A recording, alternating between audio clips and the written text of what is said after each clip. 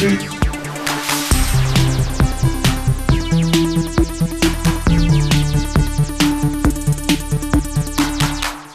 everyone, welcome to GameFace, episode 288. 288, that's so many episodes.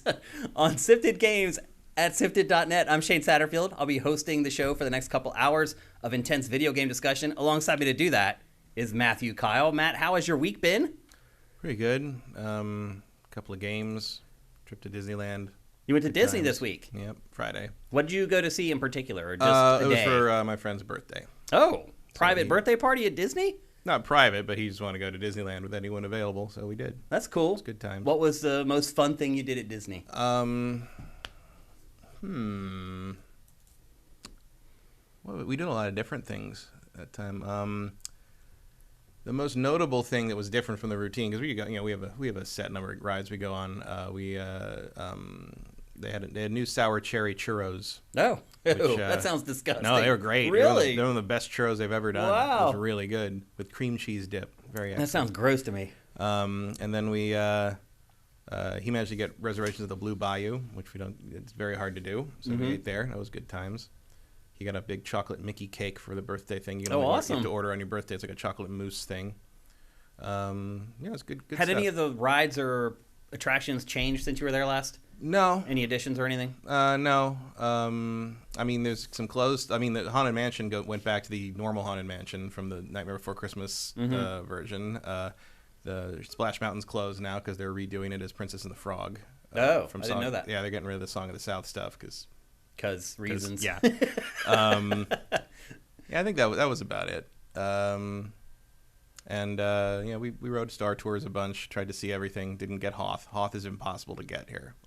Hoth never pops up in Anaheim, and Hoth always pops up in Florida, apparently. Interesting. I've never been on it. I've only been on it once in Florida, but not since they revamped it. Oh.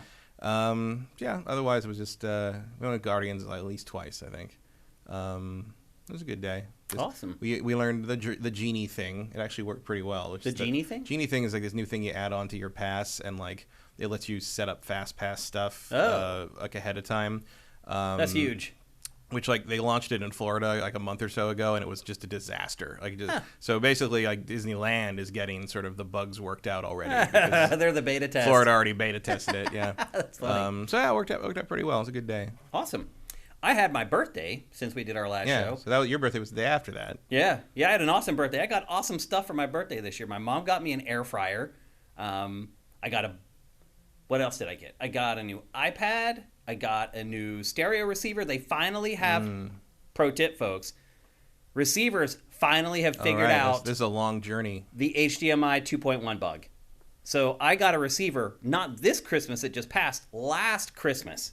And it was supposed to have HDMI 2.1 with 4K, 120 frames, pass through, and there was all kinds of bugs. And it affected every receiver that came out that year. It wasn't just the one that I got. They finally got the new HDMI boards into the receivers, so just want to let you guys know, if you're like me and you've been waiting to get a new receiver to pass through these new consoles, they now work. And so I got a new receiver, which is really exciting. I had a great birthday, so I can't complain at all. What else happened this week? Let's see. Actually, there's been a bunch of stuff that's happened this week. This show's going to be awesome, by the way. We're packed wall to wall with high impact, high interest games. Some other stuff. Pactor Factor. Questions for that close tomorrow. We're shooting the show on Thursday. We actually got the call for questions out early this time because in the last couple weeks, for whatever reason, I've been getting so many emails, DMs on Twitter asking when people can ask questions for Pactor Factor because all this big news has been breaking.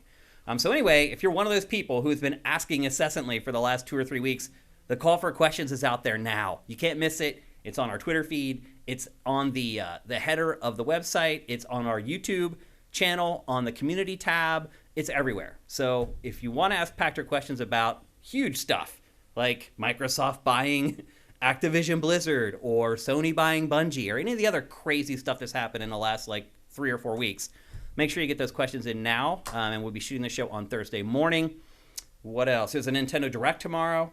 It's supposed to focus on Switch games that are coming in the first half of the year, which should be good. You'll find that at sifted.net. We'll be curating it. You can watch it there. What else? Suicide Squad Kill the Justice League was delayed. One of my video game fantasy league Which picks. is something I suggested, as I recall. Didn't push too hard on it, but It makes no sense, Matt. It's and February. we're probably not getting Gotham Knights this year either. What? Probably not getting Gotham Knights this year either. It looks Arkham like we Knights, are. whatever it was. It looks like we're getting Hogwarts Legacy. Hogwarts, yeah, they're targeting September for that right now. There's a like, book that's coming out that's like a companion for it. yeah, if the books are slated for release, it's probably coming. That's how we found out about the Mass Effect remaster originally. Was they had they had the Art of Mass Effect trilogy slated for I think February last year, and then it slipped to May. But like, that's a pretty good indication it's imminent. So, but I don't know. Like, is it Gotham Knights or Arkham Knights? Gotham Knights. Gotham Knights, yeah. I don't know. They sure haven't talked about it. Explain this to me, Matt. How do you show Suicide Squad Kill the Justice League in December? And say it's coming next year, and like 40 days later, there's a leak. Yeah, like if this was July, it would be one thing. I'm still not 100% convinced. I'm sure part of that is denial because I don't want to believe it, but it doesn't make any sense. Like, what they would have known in December that there was no way in hell it was coming out in 2022. You'd think. And also, I would mention, this is not, usually when these leaks happen, the publisher then, a couple days later, puts out a press release and says, yeah, the game's delayed. That has not happened. So, I'm still Although they also haven't denied it. That's true. That's a good point. That's interesting. That's a good point. I'm still holding a sliver of hope that it, in fact, is not delayed out of the year. It's just a sliver, though. So there goes one of my games for my fantasy team. Up comes Tiny Tina's Wonderlands. Yep. My first alternate, which, yikes, that is not good. And then it appears that the Amico is in dangerous territory, dangerous waters. The Intellivision Amico, who's been fronted by Tommy Tallarico all this time, he's decided to step down as CEO.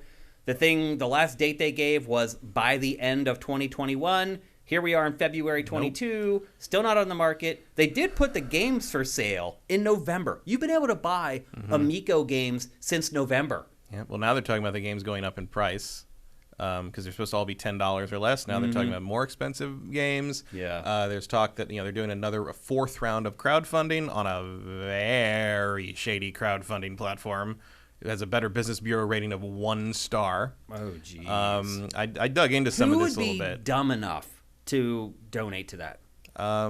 Definitely some of the people who've donated to the Amico so far. I dug into that audience a little bit, and it's like I didn't know that demographic existed. Like angry 50-something men who think Nintendo ruined video games in 1985. That is a new one on me. Look, I could get the first 2 rounds. After that, you're just might as well just flush your money. Well, and there's stuff about some loan they took, I think, from Fig or something that it's just like.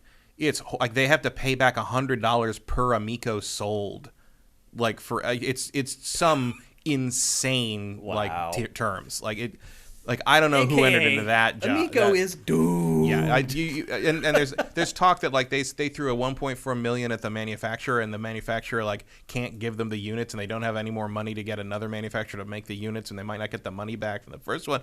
Like this thing may never exist. Has it ever existed?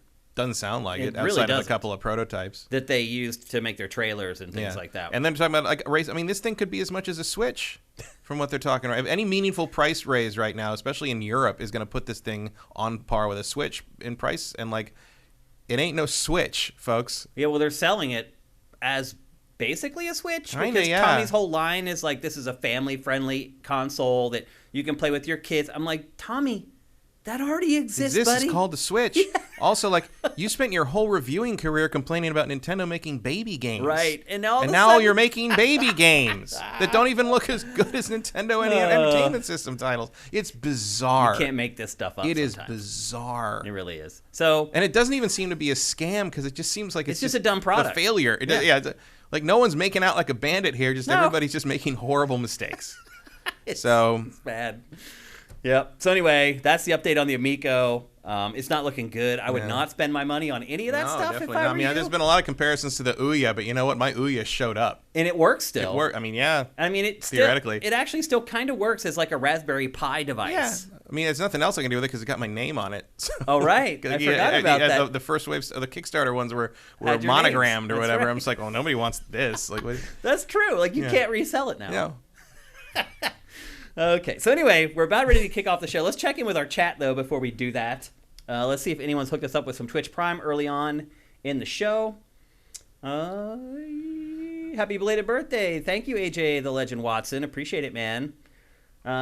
Sneaky Shallot Snake, are them air fryers any good? So all I've done so far, and I did have a deep fryer before this, and I had like canola oil in it, so it was all no cholesterol, because I have cholesterol problems I've developed here in the last couple of years. But you're still eating a lot of oil. So if you make fries in a deep fryer, you're eating a lot of the oil. They soak up the oil. And so I got the air fryer for it to be more healthy. And all I've made so far in it is French fries, and they were amazing. I literally could not tell that they were not deep fried. So far so good. I haven't made like wings in it yet or anything like that. We'll see how that goes. But so far, I think it's amazing. I don't know how they do it. It's like this crazy thing where they just blow air around the food really fast. Heat is heat. It is. Like if you can heat it up to the same degree that hot oil can heat it up, you get the same result without the oil. Yeah. So I'm happy with it so far. Commander Fett, thank you for Twitch Prime. Mitch Secor, thank you for Twitch Prime. Anyone else? Adonis is Beast, thank you. Don Lionheart, thank you. I think that's it for the early going. We have a big show today. 4 or 5 gigantic games to talk about on the show. We don't want to waste too much time. Actually, there is one more note.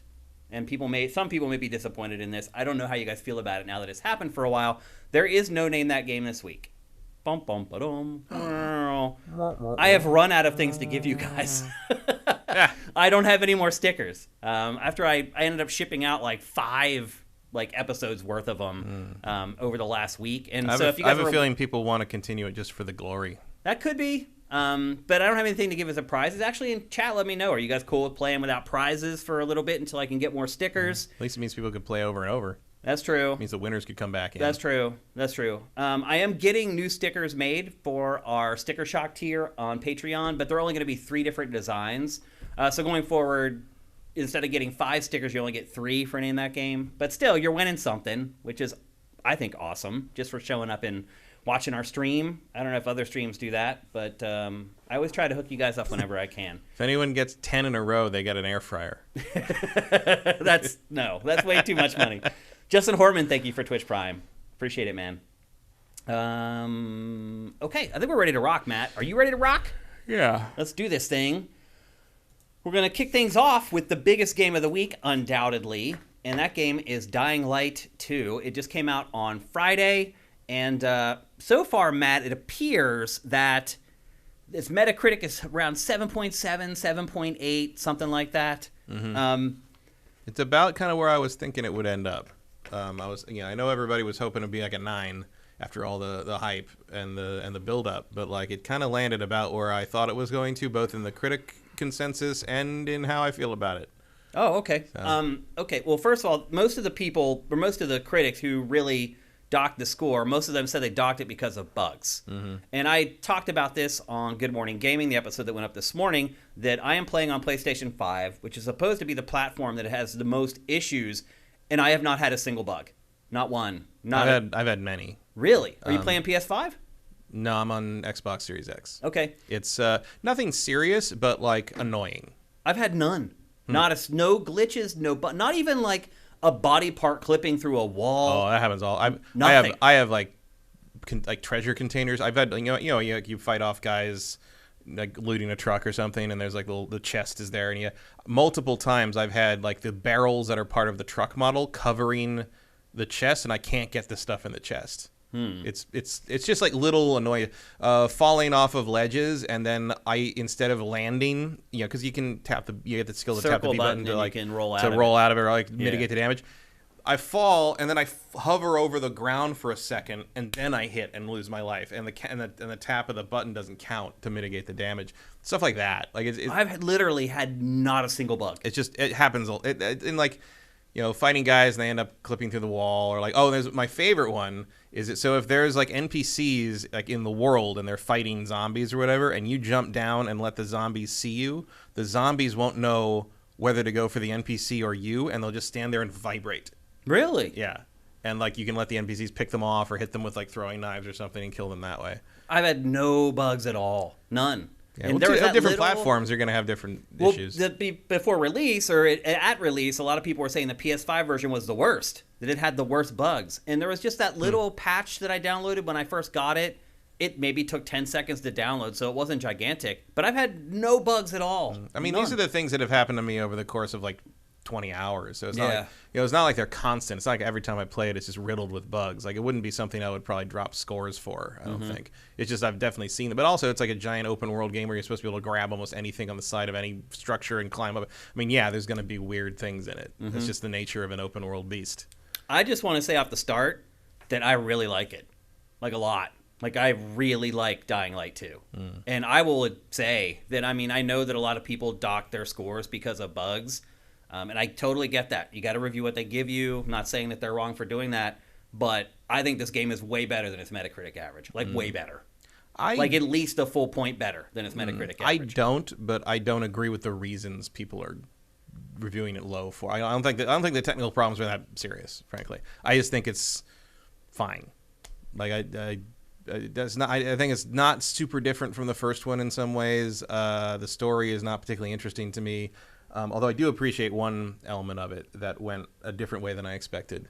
I have had 3 instances of that where I was like, oh shit. Well, I haven't had oh shit plot moments, but there's basically I was expecting to easily side with the survivors over the cops, over the peacekeepers, and I have been surprised by the fact that they have made both sides about equally reasonable and appealing. Or repulsive. I mean, both. Yeah. I mean, when I say equally appealing, I mean also equally repulsive. Like, there is no clear-cut choice between these two. And, like, early on, I was like, oh, the peacekeepers, like, fuck these guys. I don't want to deal with it. And then, like, you go back and have to deal with the survivors, and they're all crazy people. Right. And, like, you're like, oh, no one's cool here. Like, so you really got to weigh your decisions on those things, so it made it a more meaningful thing than I expected it to be. I thought it was going to be easy, just sort of like, I'm going to go with the ragtag survivors just want to survive and have their food and not get beaten down by jackboots. And in the end, it was like, nah, Peacekeeper's got a point. Like and Carl's kind of a dick. So I'm pleased by that. I think mostly. I think the story's great. I think it's freaking awesome. I think it's one of the best open world stories I've played in years and years. Like I compare this to Watch Dogs, Assassin's Creed. I think the story in this is way better. Oh, sure. If you just want to go with Ubisoft stuff. Well, okay. Well, what would you? I think Horizon has a better story. I think. I'd probably agree with that, but that's a 9.7 game, Matt. Yeah. But that's one this of the. This is a 7.7. Yeah, but that's one of the reasons I call it a 7.7. Is I just don't find this. I think the story's much better than the first one. Haven't you had like crazy situations where you're in a conversation with someone and you don't even realize that you're making decisions that are going to change something that's about to happen, and then it happens, and you're like, "Oh shit!" No, really. If the words are highlighted gold, you're making a decision. Yeah, but like, so it's hard to talk about this stuff without spoiling it. So I went to meet with someone someone accused of doing something bad. Mm-hmm. I go there, I rescue the guy, and we're on good terms. And then as I'm about to depart, it starts this dialogue tree. And I don't really think anything of it. I'm just like, oh, okay, this is another conversation I'm having. I don't think it's going to change anything. Apparently, I had chosen some stuff that was wrong, and the dude's like, oh, I'm going to kill you. And I end up getting in a boss fight with this guy who 10 seconds earlier was a friend. Was that related to water? It was, yeah. Yeah, that was very obvious. I was starting a fight with that guy when I had no clue. How did you know? Because the option is gold. And if there's 2 gold options, it means that you are making an irreversible choice. Like the gold... No, I get that. But how did you know the choice was going to result in a boss fight? Well, I didn't know it was going to result in a boss fight, but I did know that he might want to kill me, because it might start a fight. It caught me completely off guard. I'd never guessed any of that was going to happen. I was like, oh my God. And I didn't know if it was going to. I thought it might just make an enemy out of him, but in more of a narrative sense. But like when he decided, he's like, nope, I got to kill you now. I'm just like, oh, I guess so. Here we go. It's like, I get it, dude. It's cool. I love the characters in this. I love how they're all being woven together. I like what you said, how you think everything's going to be black and white, and everything is just completely not. Like they found a good kind of grayscale morality on this for the most part. I'm happy with that. I just don't find the main story kind of I mean, maybe it gets some. I'm not actually that. I mean, it's a long game. Like, I mean, it's not. I mean, it's not 500 hours, but like, I'm 20 some hours in. I'm still not in the central loop. Like, yeah, it's insane. Yeah, partly because I keep getting distracted by side quest stuff. Because the side quest stuff is good. It is good. I think it's all good. It's good. It's not blowing me away, basically. And also, I don't. I played Dying Light 1 for 100 some hours. This is not quite different enough for me to be super enthralled by it. In the same way, also, I think progression is way too slow. It is way too slow. Well, like, you can see why it's going to last somewhat, 80 hours. But also, whatever. one of my big problems with this game is every time I get a skill point, I go and look at the skill tree, and I don't give a shit about any of them. I don't care about any of the skills in the skill tree. Some of them are cool. A couple of them are, but like most of them are like not particularly meaningful upgrades. And I was like, well, I guess I got to get through that one to get to this other one I do want. That like I'm not going to get for like 40 hours because I need like 60 more stamina to get that, and that's going to take forever. And like it's once you get past a certain point where you have upgraded enough that you can easily go into the dark zones and the Forsaken stores and stuff and get more, pick up more inhibitors to like level the character up. But early on, you're just sort of like kind of grinding through the missions to try and get enough like resources to then get the equipment you need to go in and do some of this stuff and not get killed in 4 hits. And I just find I find it starts very tediously, and it's getting better as I go. And I think it will open up tremendously once I get the grappling hook, but as the first one did. But I feel I have a little bit of KOTOR 2 irritation with it, where one of the few things I don't like about KOTOR 2 is it takes like 9 hours to get your damn lightsaber. And I'm like, I know what I'm here for. We played another game in this series. I know what I'm here for. Give me my basic equipment already. Yeah. See, I agree with that. Like, I don't think it should take that long for a game to get interesting. But I completely disagree that it's uninteresting. Like, I think it's been awesome from the first moment I played it. Like, I struggle to find criticisms for the game. Like, I understand certain people have certain preferences, but like objectively, again, I haven't had any bugs. I think this game is great. Like, the story has kept me sucked in. They keep introducing, and I think it's paced well. Like, they introduce you to somebody, you really get to know them. You really get to understand what their motivations are, who their homies are, whether you should fear them or whether you should try to work with them. And as soon as you get to that acceptance point, they introduce somebody else. And then that new person has all these new layers. Like, I really like it. Honestly, my biggest complaint, and I did not play the first one all that long. I don't know, maybe 10 some hours or something like that. And my big complaint with it was I hated the controls in the game. I hate jumping with R1 and like doing like the parkour gymnastics with the R1. It just feels awkward to me. Like, I went into the options and tried to change just jumping to the X button. Like every other frickin' video game on the planet. You can't. You cannot customize the controls in the game. So I fell off from the first game because I did not like the gameplay. And this game is pretty much the same. Yeah. And that is my biggest gripe with this. The combat feels a little better than the first game. It's still not great. It's still a little slippery. Yep. Especially when you're fighting humans. Yep. And the parkour, like, I just don't feel... I can't just flow through an area. Even though... The level design in this is amazing. Right. But that's the thing is you will eventually, once you upgrade stuff, and that's clear, like when you do the parkour challenges, and you're like, early on, you are literally not able to get more than a bronze.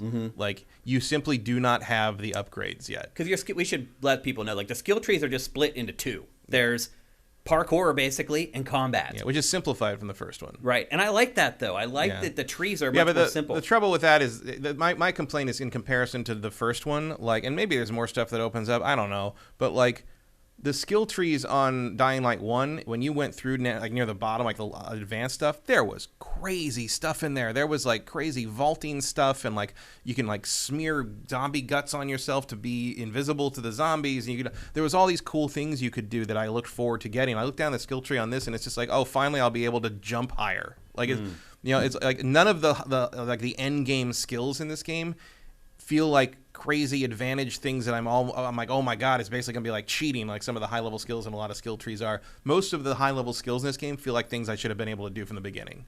And that would be a lot to do at the beginning of a game. I can handle it. I played the first one a lot, but I haven't though, and a lot of people haven't. But you could definitely handle speed boosts over obstacles from the beginning. You could definitely handle the grappling hook from the beginning. You could definitely handle being able to pull a guy, dodge and knock a guy stumbling when from the beginning. Like there's the upgrades especially the early upgrades are baseline abilities, and the later upgrades are like things I would consider like first and second tier upgrades in a more interesting skill tree. Why do you think that they dialed that back? I really don't know. I mean, there's obviously a reason. I think part of it is because they wanted to remain challenging. Like there's a part in Dying Light 1 where you were just basically a god, and you can see that in some of the later DLC where a lot of the later DLC is just outright unfair because you were unfair. Like so they're giving you stuff that it was actually going to be able to compete with the player character fully upgraded. I think a fully upgraded Aiden is not going to be the force of nature that the fully upgraded whatever the hell the guy's name was in the first one was, who sounded oddly like this one,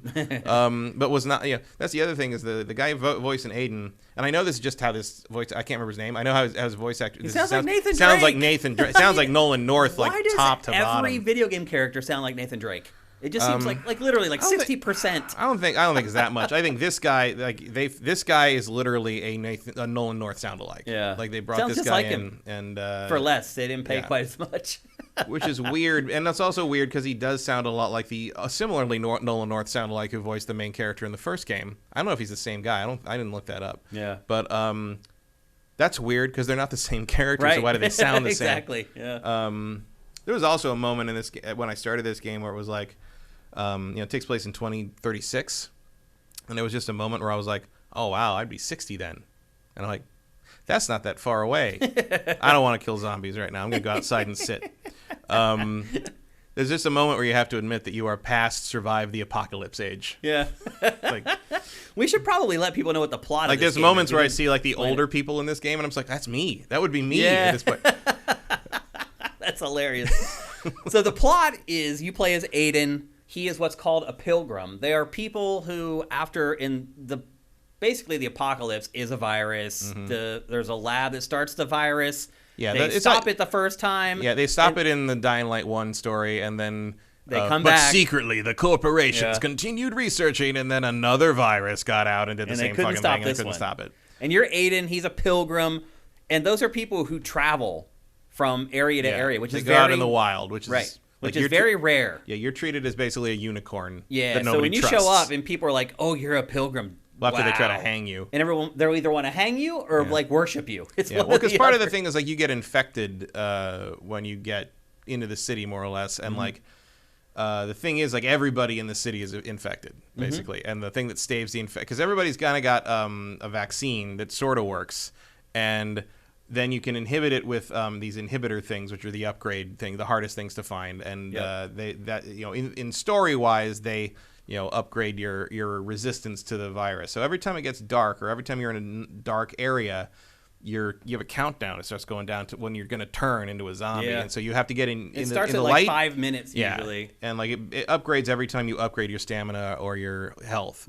And if you drop down to nothing, you turn into a zombie, and that's it. But you can keep it up by like you can go into UV lights, you can go into the sunlight, and you can eat these UV mushroom things that give you not nearly enough time. Or there's like an inhaler you can use that extends your time. Oh yeah, there's like little things you can craft that help with that. But like that's basically what you're dealing with. The one thing that I think is very funny in this game is that you are constantly running. A lot of the side quests and almost all the general kind of opportunistic gameplay revolve around scrounging for things and finding objects you can use to build things and like gluing two things together to make. There's one of the inhibitor chests. Gluing things together to like make a med kit or like. Stuff like that.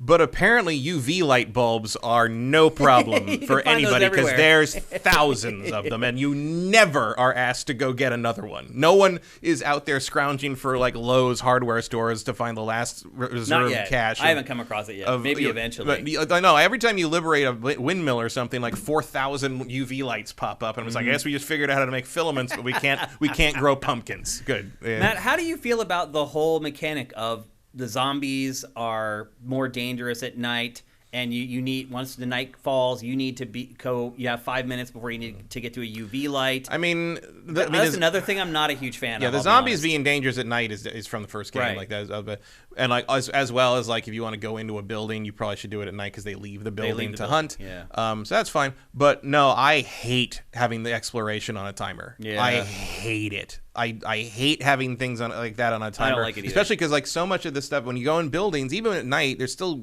zombies in there, and you got to stealth. The clock turns real fast. Yeah, you put me on you put me in stealth in a lethal situation, scrounging for equipment in a place I'm probably never coming back to, and you put me on a timer. Fuck you. Yeah, you have to I don't like that at all. keep your eye on a clock. It's really annoying. I don't like games that do that in general. No, like, not at all. It's just an element of video games that I don't enjoy at all. Like you want a couple of missions, like some of the missions in this are like you got to get through all the parkour gates before the sausages expire, like for a timer or something. Like, that's fine, like little challenges like that. But as base exploration gameplay, no, I don't like that at all. Like it's one of the most annoying things in the game. It would be different if and again, there's a little thing like it would be different if there were more ways to mitigate the timer. If the timer was longer by default. Again, if the timer upgraded faster. Or if the mushrooms gave you more immunity back. Like, I just feel like you're just nickel and diming me through all this stuff. What I do, Matt, fun. is as soon as night comes, unless I want to accomplish... Because there are certain missions that you can only accomplish at night. Unless I'm accomplishing one of those missions, I just go to sleep. Yeah, I just completely ignore the night. And that bugs me because normally the way I play open world stuff is I would want to clear out areas before I move on to the next story stuff. I want there's not that there's side quests that I can't handle because they're level 3 or level 4. There's rankings of how what you should be before you try them, and that's fine. But like here's a level 1 fight against like a strong enemy, and you get inhibitors for being like a I don't remember what they call them. They're like you can only fight them at night, and they're in like a little like quarantine zone thing. And I go in, it's listed as level 1. I'm doing pretty well. I'm about I'm probably ranked level 2 most of my equipment, and I go in. And I started fighting this thing at like 1 a.m. and the sun rose while I was still fighting it, and he went back in the hole, and I couldn't do it. And I'm like, why is that ranked as A, level 1? B, why don't I have enough? And I realized like I'm gonna have to level up my stuff for like 10 hours before I'm powerful enough to come back and kill. Like the progression is like molasses in this game. And I think they're doing that because there's so much content. I think so, but it's not a solution. You got to extend that tech tree. You got to give me more, not less. I mean, there's a lot in the tree. Yeah, but like it's all repetitive. Like it's all like each set of 3 or whatever is the same ability, kind of slightly enhanced each time, and it's boring. And like early on, even like the first time you level up parkour and whatever, and they as they're teaching you to go, I look in there, I'm like, okay, cool, and I started continue getting you get parkour points for literally everything you do, but you get like 3 or 4 or 7 or whatever for jumping up on a ledge or whatever. You get maybe 30 for landing a jump or whatever. And at one point I go up and I just look at like, oh, I wonder how close I am. I have like 200 something out of 6,000 XP to get to like level 2, and I'm like, what the fuck? And combat goes like so slow, like you don't get anything for killing stuff. Yeah, it's ridiculous. Like, the only way to get it is to do missions or side quests and stuff, and that gives you like hundreds or sometimes thousands of XP for those. But it's just, as you said earlier, though, the side quests legit. Oh, the side quests are good, but I'm just like I just always feel like I'm stuff like Cyberpunk 2077 or even the last Assassin's Creed. But I just always feel like I'm scrambling to like kind of get through them in the sense that like either you got me on a weird timer and I feel like I haven't upgraded my stamina enough to like have enough immunity to get through it, or you're like throwing like 8 dudes at me and I'm just like, this seems like a lot, and I've gotten through it, but like part of, and I shouldn't judge it by how other people play, but I'm just like, like a less experienced like fighting game person than me might be like, I don't know how to fight these guys, and you got to learn how to incorporate the vaulting over guys, and like and you got to, it gets complicated, pick up stuff in the environment. You got to learn that the bricks, they don't always mark all the incidental weapons until you're real close to them. You see a bottle, you can go over deal with a bottle, like that helps a lot. But I'm constantly scanning. Literally every 4 or 5 seconds. Oh, that's the other bug I run into is sometimes the scan just doesn't work. Really? Like it, because and sometimes normally it works. I mean, no matter what you're doing, pretty much, unless you're like falling. Like you can do the survivor sense thing. Sometimes it just stops working, and I have to like move around or something to get it to do it. I've had no problems with the game at all. Not one. That's probably the most little thing. And also, I've never seen anything like that. All this stuff must be in the middle section because the beginning takes place at hour 60. Yeah, the beginning takes place in sort of a lesser area that you're in. The whole goal is to get through this tunnel that gets you to downtown in the main part of the city. But that prologue's like 30 hours. Like it's taken me a while, and I'm sure I could be beelining faster, but you know, I'm getting some distracted, and some of it's just I want to run around and learn how things work and poke at things. And I do love the binoculars thing. I love being able to look around and see stuff and mark them and figure out where they are on the map and all that. That's fun. Yeah, open world stuff, it's, again, very similar to other games. There are bandit camps that you take over, and man, once you take over one of those, you get hooked up. Yeah. Like, you find their treasure room, and you're just like, whoa. Yeah, so I will say that this game is much better at giving you worthwhile loot when you do things in the first one. I appreciate the loot that I get, and most of it is not just that 1/10% higher. No, most of it's a real jump. It's a legit, and they're pretty good about giving you.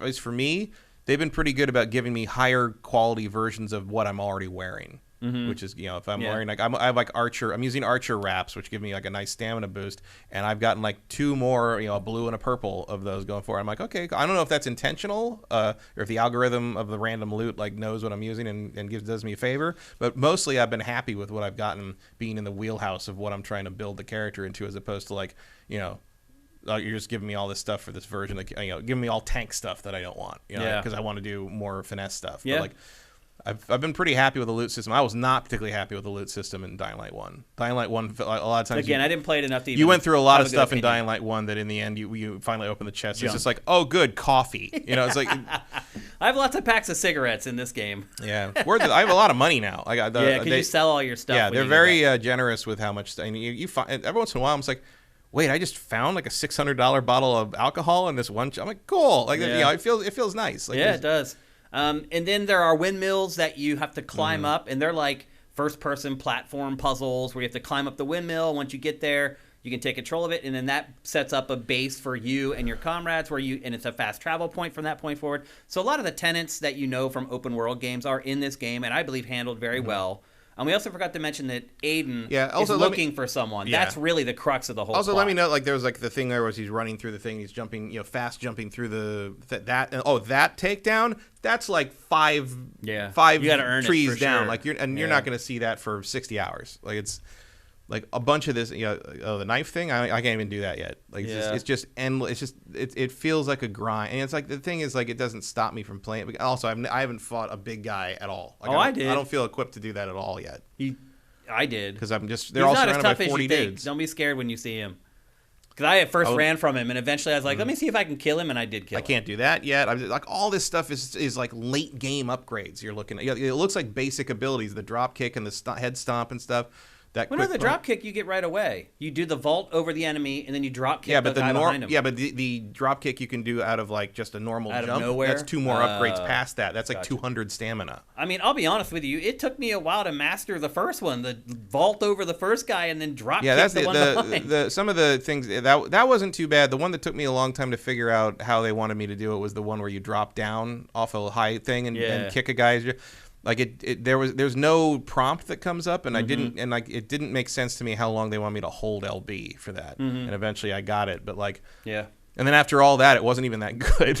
It's like you only have to get it because it gets you past the rest of the tree. Yeah, and there's a lot of skills in the skill tree like that. Like just and there was some of that in Dying Light 1 too, but it's just all of them feel like that. And there's like 5 skills in that whole set of 2 skill trees that I actually want, and I'm just sort of like grinding towards them, and otherwise I just feel like I'm playing the same character. I felt like everyone I got was a meaningful upgrade. I don't I will agree that they're slow, but I mean, a couple of them are meaningful. I disagree with you on that. Well, a couple are meaningful in the sense that like they should have been there since the game started. Like I should always have been able to get a speed boost vaulting off a thing. Like that's just how parkour works.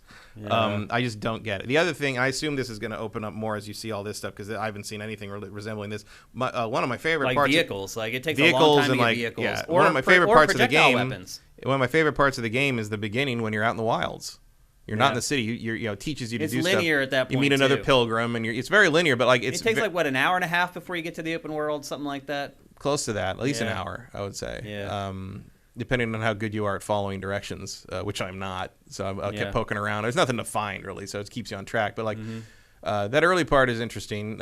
You meet another pilgrim who you apparently haven't seen in a couple years. But you have a history with. Yeah, he has new information for you, which leads you to this city, basically. My guess is he comes back at some point. I'm thinking eventually. Yes. Yeah, he's probably back. I think he's going to come back and die horribly. That's kind of my estimate. I don't know, Matt. I really like this game. I'll be honest with you. I've had more fun with this as an open world game than any open world game I've played in a long, long time. I also like it's a zombie game. I saw some people saying, like, I'm sick of zombie games. It's not really. Zombies are incidental. I understand that. But the other thing about this is that you get kind of all the shades of zombie games. You get, during the day, you get the slow Resident Evil zombies. Then at night, you get the dudes who could run like Mach 5. And then there's like these little things called like chases, where you can get chased by a group of zombies. And that's exciting and terrifying. Like, yeah, again, like that's from the first game. Like I've done that 1,000 times. Yeah, and like I haven't played the first one that much. Yeah, I think if you got a lot of time in the first game, I don't think this is going to be as different as you might be hoping it is. Yeah. And there's something to be said for the idea that you don't need to, it ain't broke, don't fix it. Like, but part of the problem is like I got really used to playing. I started up Dying Light again last week just to sort of like get my head back around it a little bit and play a little bit, and I did. And that might have been a mistake because now all I do playing this game early on, at least, was realizing how few things I could actually do that I considered basic movement stuff in the first game. The fact that dodging and then dodging and making them stumble from the dodge, giving you an opening after you dodge them, are two different upgrades in this is ridiculous. Like, but you if are you splitting dodge, them up too much. you can still waste them. Like, unless you dodge too far and they slip around you. Like there's some the combat's a little too slippery in this. I'd agree. It's not perfect, but I still think it's good for first person combat. I mean, that bar is not super high. Yeah, you're right. The other thing is, like, I find weird is I mean, maybe it opens up later, but I haven't gotten to it yet. You can't repair your weapons.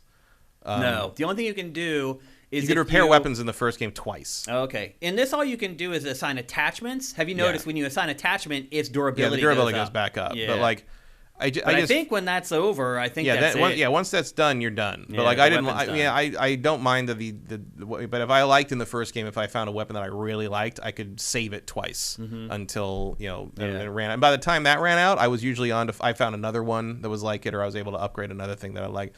This one, I feel like all the weapons are a little too disposable most of the time. But when you do put the upgrades on them, the durability does get much higher. It does. It doesn't just regenerate, but it actually they last much, much longer. So you also eventually right. get weapons through the course of the plot where you'll help someone and they'll give you a weapon. A lot of these weapons, the durability is like 250 or whatever. Yeah. It takes a long time for the weapon. Yeah, once to you get in the purple weapons, it's like, okay, this is basically my weapon for the next 2 hours. Early on, a little bit, but once you get it 4 or 5 hours in, like, I mean, I had a point where like, early on, you're like just going through the weapons as fast as you can pick them up almost, and then like later on, I started finally. It was a good feeling when I finally started like having to sell some off because they just didn't do enough damage compared to what I was picking up. But like, I don't know. I've been more than pleasantly surprised by this game. Especially after seeing the reviews, I was like, I expected to want to play it for like 10 hours and be like, I don't want to play this anymore. I'm 20 plus hours in, and I feel like I'm just getting revved up. Like, I became addicted to this game. I have played it pretty much every extra minute I had. It sounds like you're having the Dying Light 1 experience with Dying Light 2. Maybe. Because that sounds exactly like what happened to me with the first game. And I didn't even know why. I was like, why do I like this so much? Well, I do know why. I think the game is very well crafted, and the story's awesome, and I love the characters, and I love the setting, and I love how they handle the open world. I love that it surprises me all the time. I don't think the combat's great. I think it's passable. I don't think it's bad. And I don't think the graphics are great either. I don't think the gore is pretty awesome. The gore is good. I think the environments are great. Like they're pretty, but when you get up close to everything, it's kind of grainy. I feel a little bit. I think that might be somewhat intentional. Like the people don't look amazing, the animation's not amazing, but like I'm continually impressed by the shadows and like seeing my own shadow in front of me. Yeah. The way, I'll catch my shadow sometimes and be like, "Whoa, where'd that come from?" The billowing of the of like tarps on things. Yeah. Like there's little details that make it pop that I think the are really world good. is insane how detailed it is and how gigantic it is. The level design is amazing because it's built for the duality. And again, this is something that because you played the first game a lot. To me, this is pretty much brand new. Just the way that the levels are built, the top of the buildings are built for night, and then the ground is built for the day. But the way everything is strung together so that you can create runs, like parkour runs through the environment, like that takes a lot of effing time, man. That's good. It actually reminds me of early Assassin's Creed, where they actually they thought about it. Yeah, where they thought about it and designed. Yeah, when the Ezio ones, where you're like you could, if you step back for a second, you could see the line and you knew where you needed to go, and it wasn't always obvious. Yeah, Assassin's Creed parkour better. It is. It just is. I feel better. It feels better to run through the levels in Assassin's Creed than it does in this. Maybe I'm partly just because used to Assassin's Creed. The old ones, maybe. I think the new ones are too automatic. So I actually prefer how they do it on this because there's room to fuck up, basically. Yeah. I've died a lot in this. And death is not particularly painful. No, it's not punishing. Well, there was one time I died and they spawned me 400 yards away. At like one of the bases or whatever, and I had to run all the way back. But the funny part was, when I got back to that spot, it had actually saved like a mid-skirmish checkpoint, which was bizarre. I was like, oh, I'm going to run all the way back there. I'm going to have to do that whole sequence over again. And I didn't. Like, I got there, and like the people that I had killed were still dead. I really like it, man. I feel like the aggregate score of this, and that's Techland's fault. You know, letting the press play a build that was that buggy. That's not the press's fault. That's Techland's fault. Why do you think Techland did this, Matt? Because, I mean, I feel like I'm playing a different game from these reviews. I mean, do you think you don't because you're having bugs? But I've had none. I mean, I haven't had. None. I mean, what bugs were they talking about in the reviews that were, or are they talking about the same things I'm talking about? No, worse stuff like cutscenes not firing off, voice acting disappearing, quest items disappearing. So I've never had anything so they couldn't like that. complete quests. No, I've never had anything like. The other thing that I noticed is the cutscenes in this seem to be they're either pre-rendered or running at a different resolution because the lighting changes. Well, they tear. They don't tear on Xbox. Let me show you this. I'll show you right here from the beginning of this. I'm playing on performance mode, and when I switch to a cutscene, all the lighting changes because the cutscenes are in quality mode. Watch this cutscene. This is on PS5 again. The screen tears. There's tearing in the middle of the screen. Oh, I see that. Yeah, that's not on Xbox. Okay. I haven't seen any screen tearing. See it on there? Xbox. Yeah, I see it. Isn't that crazy? Yeah, I see it there. Look at the fence. Yeah. I don't know. Isn't that weird? Weird. Like VSync, you'd think would be pretty. I know. Pretty standard. But... I really like this game. I would recommend buying it at full price. The problem is the competition is so stiff this month. It's like, so people will say, okay, I should buy this, but Shane, would you buy this or would you buy Horizon Forbidden West? And I'd probably say buy Horizon Forbidden West. Mm-hmm. That doesn't mean that this isn't worth buying, though. No. Also, this game, if the first one's any indication, this game's going to be around forever, and they're going to support it for years, and there's going to be a reason to buy it later. No question. You know, there is no bad time to buy this game, I don't think. Yeah. Because I doubt the price is going to drop too quickly because it is selling well. It's like doing, at least on Steam so far, it has really good numbers. But I bet if you don't care, if you'd rather play, Horizon or whatever, and Elden Ring and all this stuff. That's right. I mean, it's a crazy month. I bet you'll be able to get this around Thanksgiving for like $30 total.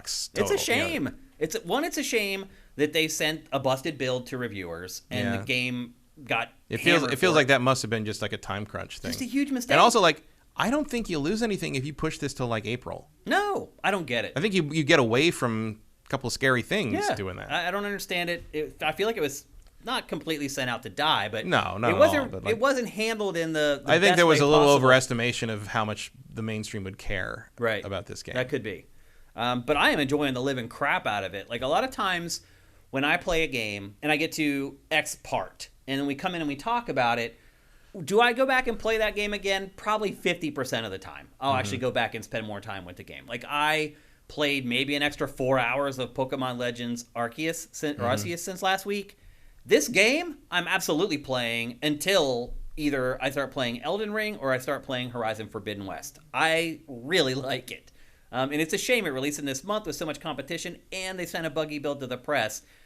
Because I do feel like if people were playing the PS5 version that I'm playing right now, that aggregate score would be way higher. So it's a shame. I want to check and see if you guys have any questions for us about this game in the chat, because I feel like this is one of those franchises maybe a lot of people didn't dive into the first time, and now listen to me talk about it, and they're like, whoa, maybe I have questions. Maybe you guys have some questions now, or maybe not.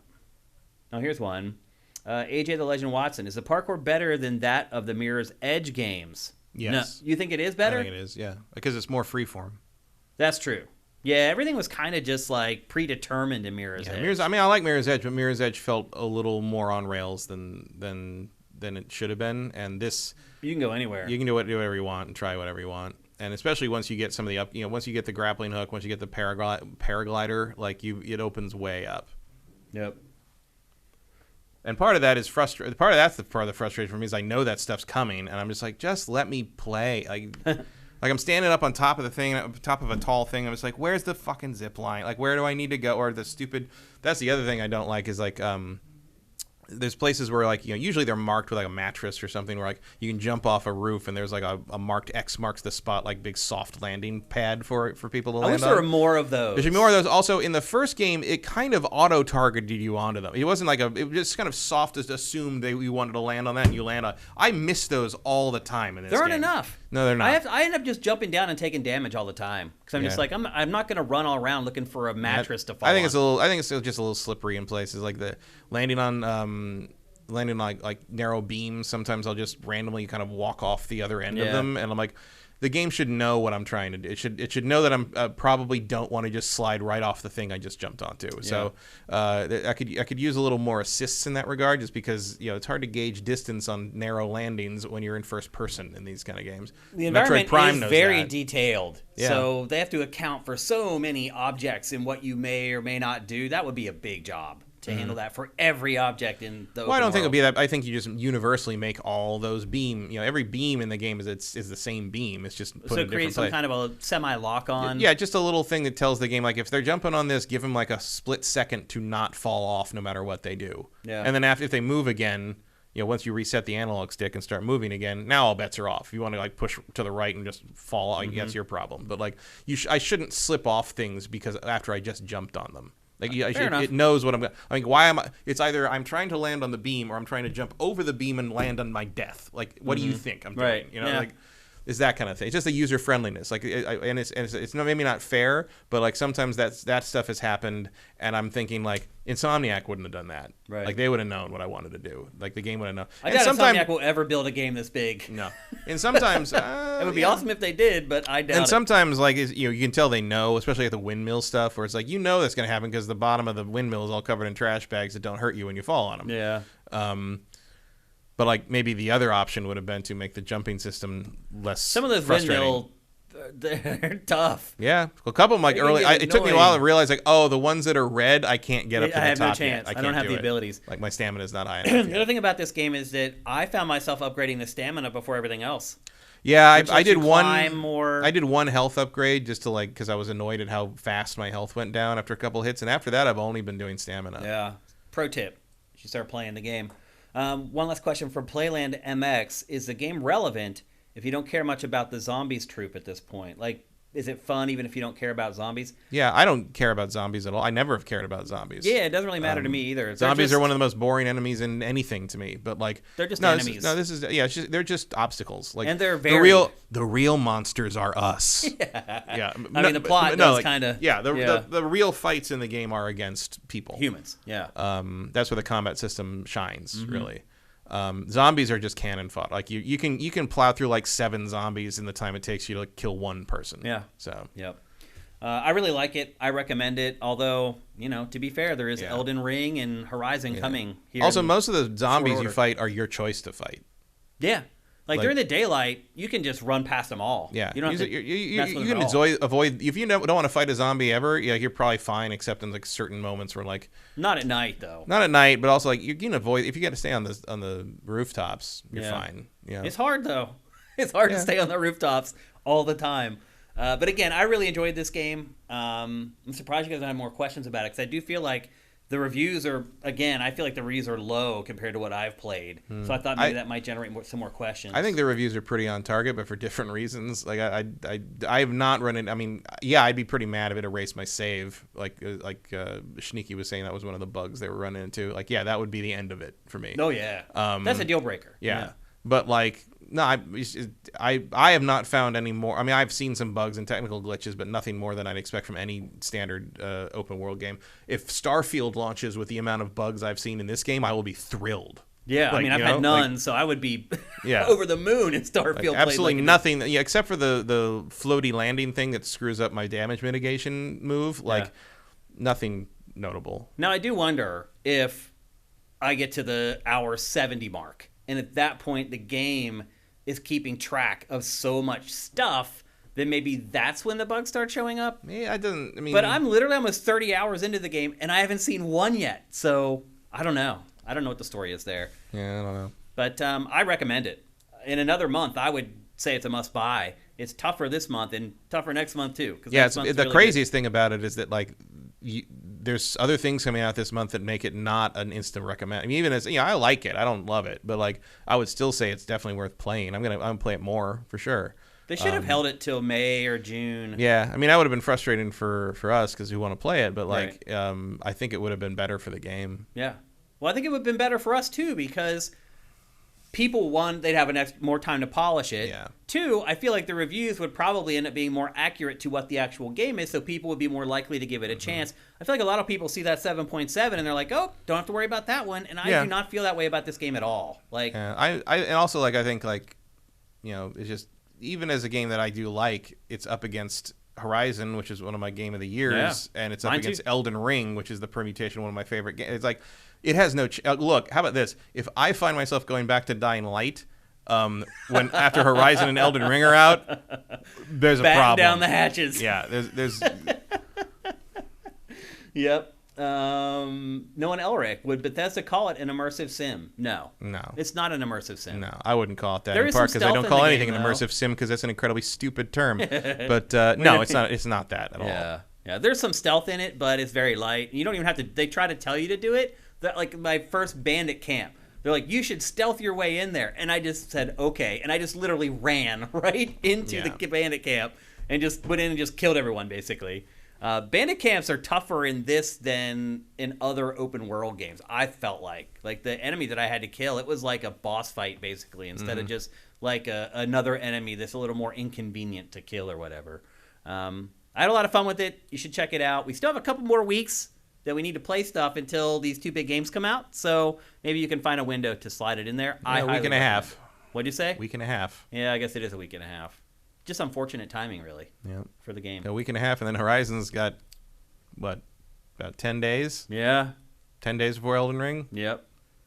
Titan against a Titan. Good times are coming, baby. It's awesome. And this is awesome, too. It's a great game. So, to me, that's 3 great games in 1 month. Conceivably, that's a pretty good month. So, I'll call it good. I'm not at great. Not yet. Maybe once things open up and I get my grappling hook, I'll think different. Yeah. I certainly did in the first game. Mm-hmm. But I think this thing starts way too slow. Okay. They should have gotten to it, and I think that skill tree should be vastly more gonzo. Like, I think the skill tree is too conservative. Okay. Let's move on. We're going to talk next about a game that just came out today, unless you pre-ordered it? Was it just pre-orders? No, it was the deluxe edition. If you pre-ordered the deluxe edition, it went live on the 6th, but it didn't go live properly on PlayStation 5, so then they fixed it. I didn't know that. I just bought the deluxe edition because I'm an idiot who likes deluxe editions. You thought you were getting it today? I thought I was getting it today, and then like yesterday, people were like, "Oh, it finally works if you have the deluxe edition for early access." I'm like, "For what? Like you can do that?" Like, so I loaded up and played it for a few hours. The game we're talking about is Sifu. Is it Sifu or Sifu? Shifu. Yeah. Okay. It is a kung fu beat 'em up. Mm-hmm. It is PC and PlayStation kung only. Fu roguelike beat 'em up.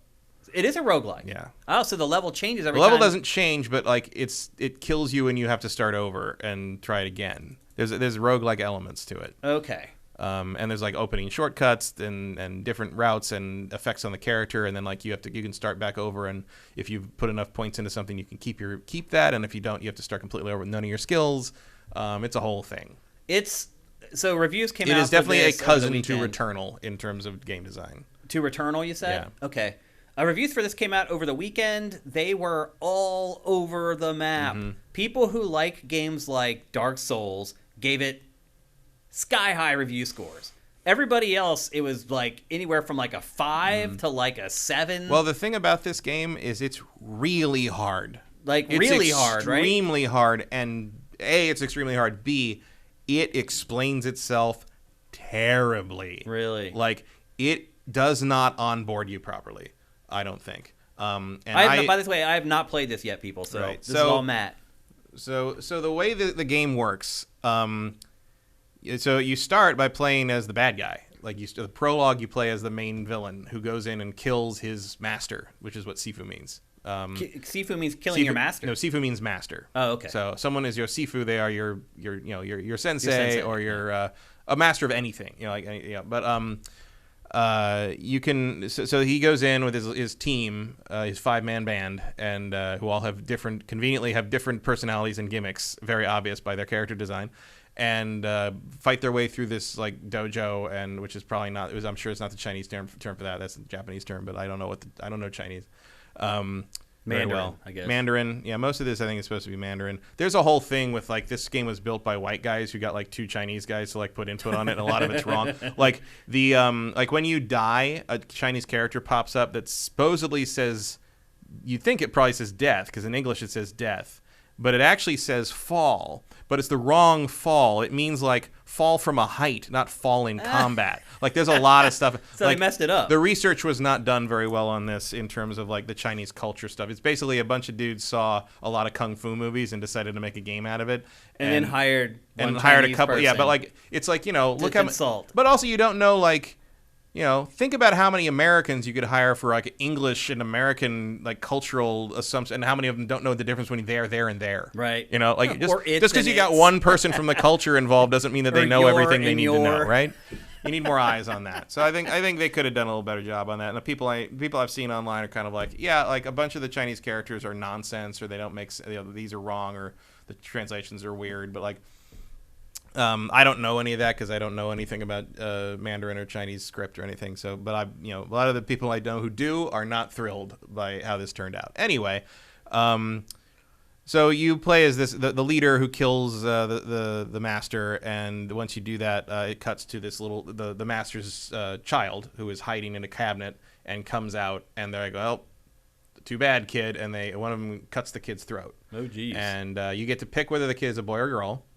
But the kid survives because they have a this like it's a red cord with coins on it that is like a traditional like funeral thing, but basically the coins bring you back to life. Oh. And so then there's a really cool, like the opening credits are really cool. The opening credits are like a movie with like, you know, everything's red in the background and you're the character like fighting, and periodically it introduces one of the 5 main villains, and it teaches you a new move. And you have to beat that villain, and then the credits continue. Oh, so okay. it's like a James Bond credit sequence almost, where like people moving around while the credits go up. Yep. It's cool. The presentation of this game is pristine outside of the tutorial stuff.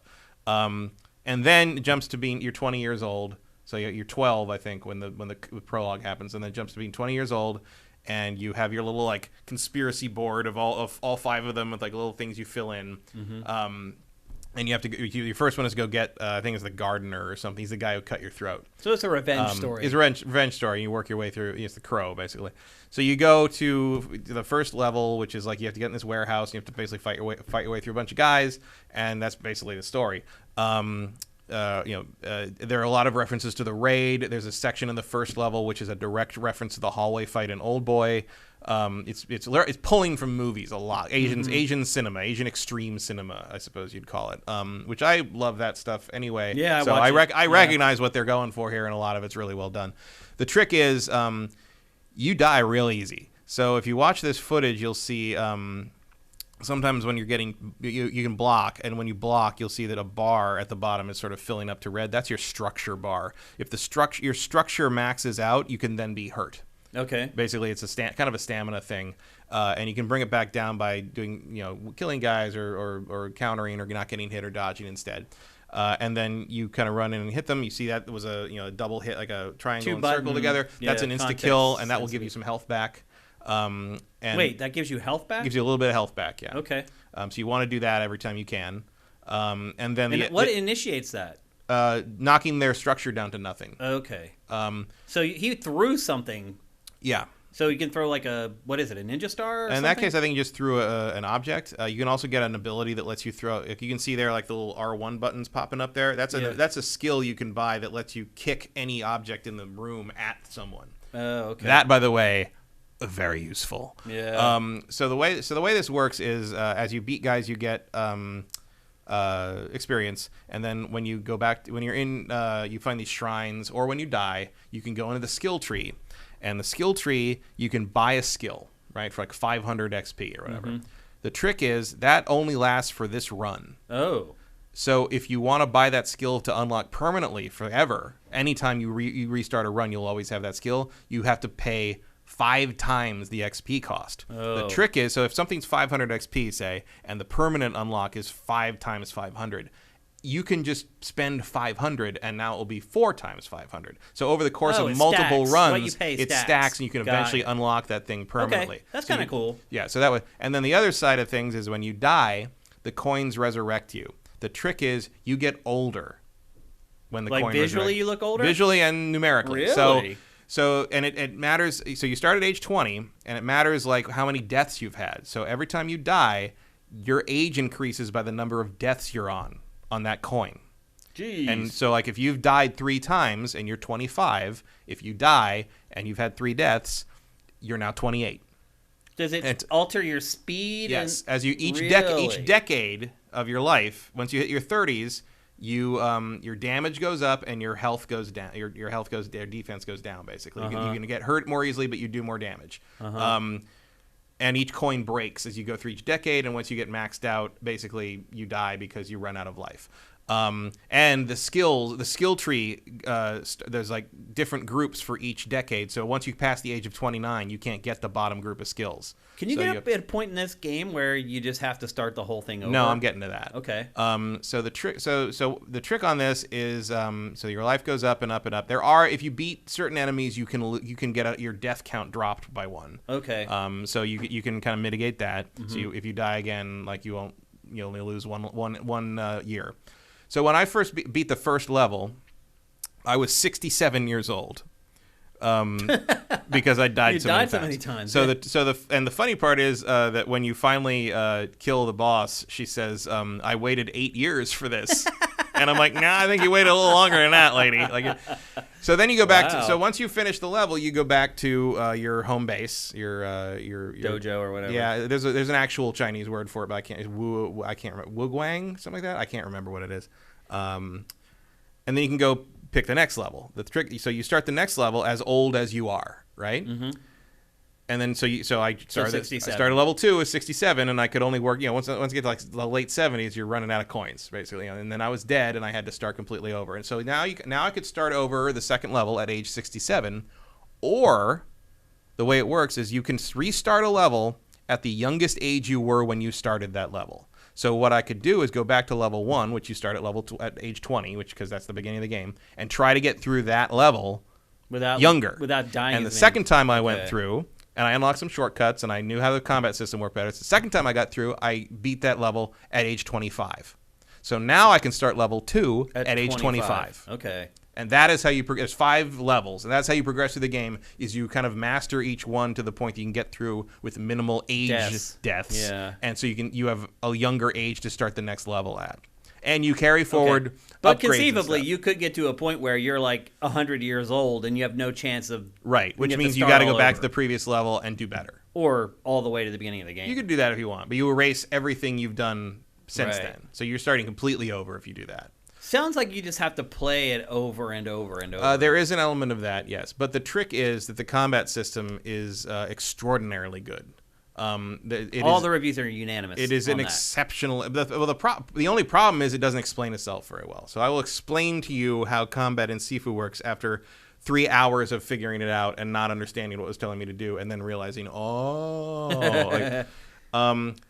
the 2 main things to remember is, like, early on they teach you parrying, which is done like parrying everything. You hit block at the instant the hit is going to hit you. Mm-hmm. Parrying is useless. The only thing parrying is useful for is the final boss of the entire game. Wow. What you want to do is dodge and really avoid. So dodging you can do on the R2 button, like you can sidestep stuff. But avoiding, you hold block. This is one of the things it doesn't explain to you. The way it's phrased, it kind of sounds like you have to tap block. You hold block L1. And you move the left stick up or down. Up will dodge lower. What is it? Yeah, up dodges low attacks and down dodges high attacks, or it might be the other way around. Seems like it should be the other way around. It might be the other way around. I don't remember. It's muscle memory now, so I don't remember. Yeah. But basically, you can block, and they're doing a combo, and they pull out like a glowing moves. You can't really block effectively, but if you do a low or a high dodge, avoid, you will duck under it, and this is the key, especially with bosses. That damages their structure. Oh. That is more important than hitting them. Interesting. So you want to chop down their structure because first. When the structure drops, you get that grab kill, right? Yeah. You can beat the first boss without ever hitting him. You can just dodge all his stuff. His structure drops, and you get to pull the grab move that moves you to the second phase of the fight. Wow. Like, that's kind of cool. It's a really there's not really a system like it except maybe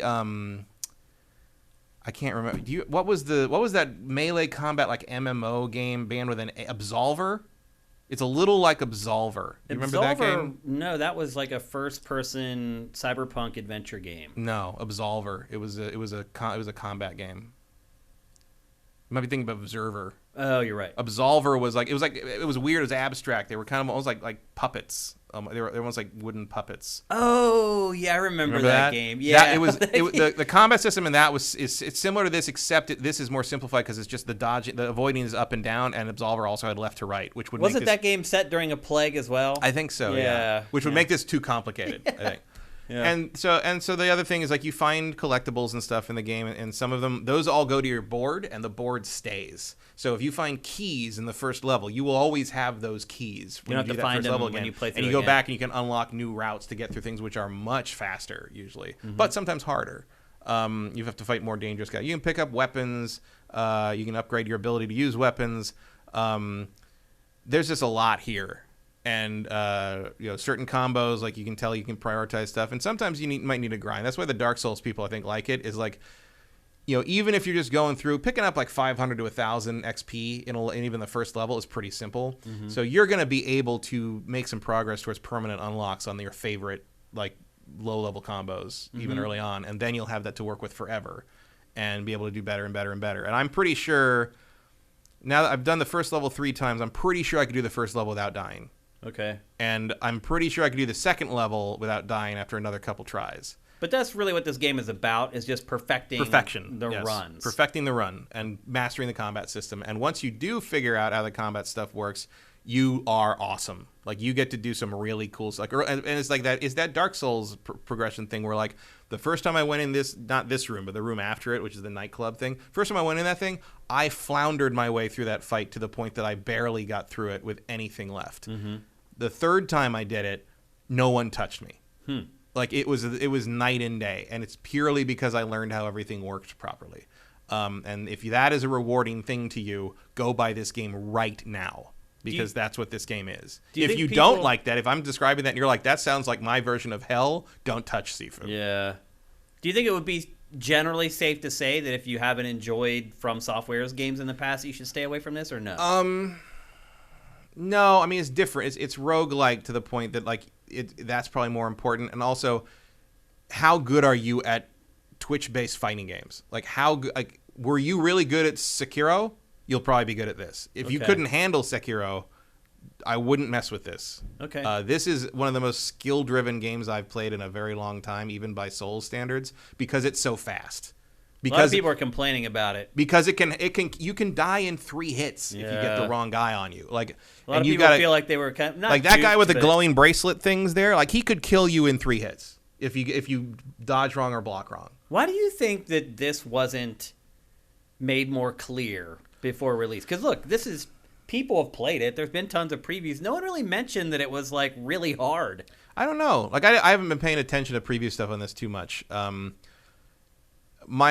I wonder if there's an element of like kind of that thing where sometimes you send people to review things that like the things, or can handle those things. You sent the Souls guy to go review this, and so he's obviously going to kind of I figured this out pretty fast. Yeah. Whereas like if you go look at like Twitter or something, there's people that's like, I don't understand how to block or how to dodge. Like, that was a dodge right there. You saw the little like slow mo thing happen. Like, that's dodging. That's the Did he just do a little jump up when she tried to sweep dodge his the leg? low thing? Yeah. Yep. Oh man, I can already see that this is. That's the other thing about this game is the enemies. Almost all the enemies follow the same rules you do, which I really like. That's fair. That's good. I do not think I will ever play this. You will hate this game. Yeah, I kind of figured, but I never would have guessed that until the reviews. I've watched plenty of preview coverage of this. Like, I was expecting. Nobody ever mentioned that it's like tough as nails. Yeah, I knew it was going to be difficult. I didn't realize it was going to be quite so, like, moment-to-moment skill-driven. Like, I figured it was going to be like an endurance test, but it's more of a... It's not an endurance... It is an endurance test in the sense that you got to survive these things, but it's more of a how well can you learn this combat system up close and personal. Especially because, like, Dark Souls has trained me to keep kind of a mid-distance from enemies and let them come to me. And I mean, I'm doing that in Dying Light too. I'm like waiting for them to come in with a hit so I can counter the hit to stun them and hit them back. You know, like, that does not work. You are going to have much more success close up, and you can see it right there. Those are like those dodges he's doing. Those are holding L1 and moving the stick to get out of the way. And you have to learn what a high attack looks like. You have to learn what a low attack looks like for a bunch of different characters. And there's a lot of memorization. Bosses in this are very game. hard. Like there's certain attacks you cannot do that with, and you have to do the R2 sidestep to get out of the way of. So and there's those a lot of memorization. Yeah, and those are generally signified by colors on the moves. That's good. It's not like you have to know everything by heart, but like you got to, as soon as you see that red glow, you got to move. Yeah. And to be fair, most of those abilities are pretty. If the guy's diving at you from 20 feet up, you're probably not going to want to block that. Yeah. With your arm. Uh-huh. Yeah, it is a bit of a slog. It is tedious. It is frustrating, but I think it's really, really fun. If you like that kind of type thing. of game. And part of this might be me being impatient for Elden Ring. Like this is scratching that itch a little bit. It's a good primer because it's short also, too. They're saying it's about like 10 hours or something. Yeah, it's 5 levels. So if you get good fast enough, you could probably finish this thing in 10 hours. But also like the temptation to go back through and do better would definitely be there for me because I think the moment to moment fighting is fun. Like that's the thing. $40. Yeah, it's also an Epic Game Store exclusive on PC right now. Yeah. So I don't know. Would you buy it for $40? I did. You did? Yeah. Well, you knew you were going to talk about it on the show, or did you know? Did you just buy it because you wanted to? I would have bought this anyway. Yeah. Okay. Are you happy that you paid $40 for it? I'm pretty happy with it. Yeah. Like I wish it was at a time when I knew I was going to play it longer because there's these other games coming out and Dying Light 2 is still there. I'm going back and forth between this and Dying Light 2 yesterday, which is funny because Dying Light 2 is the light game compared to this one. Like Dying Light 2 isn't really that difficult. No, it's just long. Mm-hmm. Thematically oppressive, but and so this was frustrating for a while as well. It's like I'm like, how come hitting people with sticks doesn't hurt them enough? Because you're not hurting people isn't the point. Hitting them isn't nearly as important as throwing them off balance and learning how those extra moves breaking work. Their structure. Yeah, their structure, and then you get an You want, there's things that seem innocuous that you that I'm like, oh, I want a good combo. I want a big combo that I can hit them with a spinning kick, right? So that was one of the first things I bought in one of my early runs. And then, like, when I started running out of things to buy that I didn't already have, I'm like, I guess I'll try this, like, sweep kick thing that I don't really imagine. But that sweep kick thing, if you can do the avoid and get that slow-mo and you do the sweep kick thing next, you knock them off their feet and just beat them on the ground for a couple of minutes, like, that's it. Like, they're down. Mm-hmm. Like, it's great. Like, it's... you have to prioritize prioritize utility over flash, which is sort of the opposite. Like in this game, I really like that. In Dying Light 2, I think it's annoying. Like there's not a lot of flash in Dying Light 2, but I think there's room for it. In this, it's like you earn the flash by learning the basics. You'll get there eventually, and like the challenge of some of the really good skills are only available if you're under 29.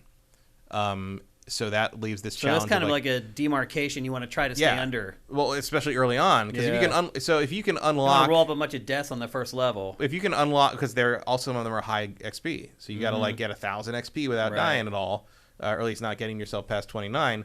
But if you can unlock that skill before you turn 30, you get to keep that skill for the rest of the run. No, that's huge. Unless you start over again, which you would have to do to keep putting points into the permanent unlock for that skill, which is also a valid strategy, but that's going to take longer. So basically, it's like risk reward on that. Do you think you can get through the rest of this using the skill? Because if you get too far and you got to start over, you're going to have to start over without it and kind of go through the process of unlocking it again and then putting points into the permanent version. Well, I'll just say this, Matt. I'm glad you played it. Yeah. And I don't have to, because the things you're talking about, I can just tell already.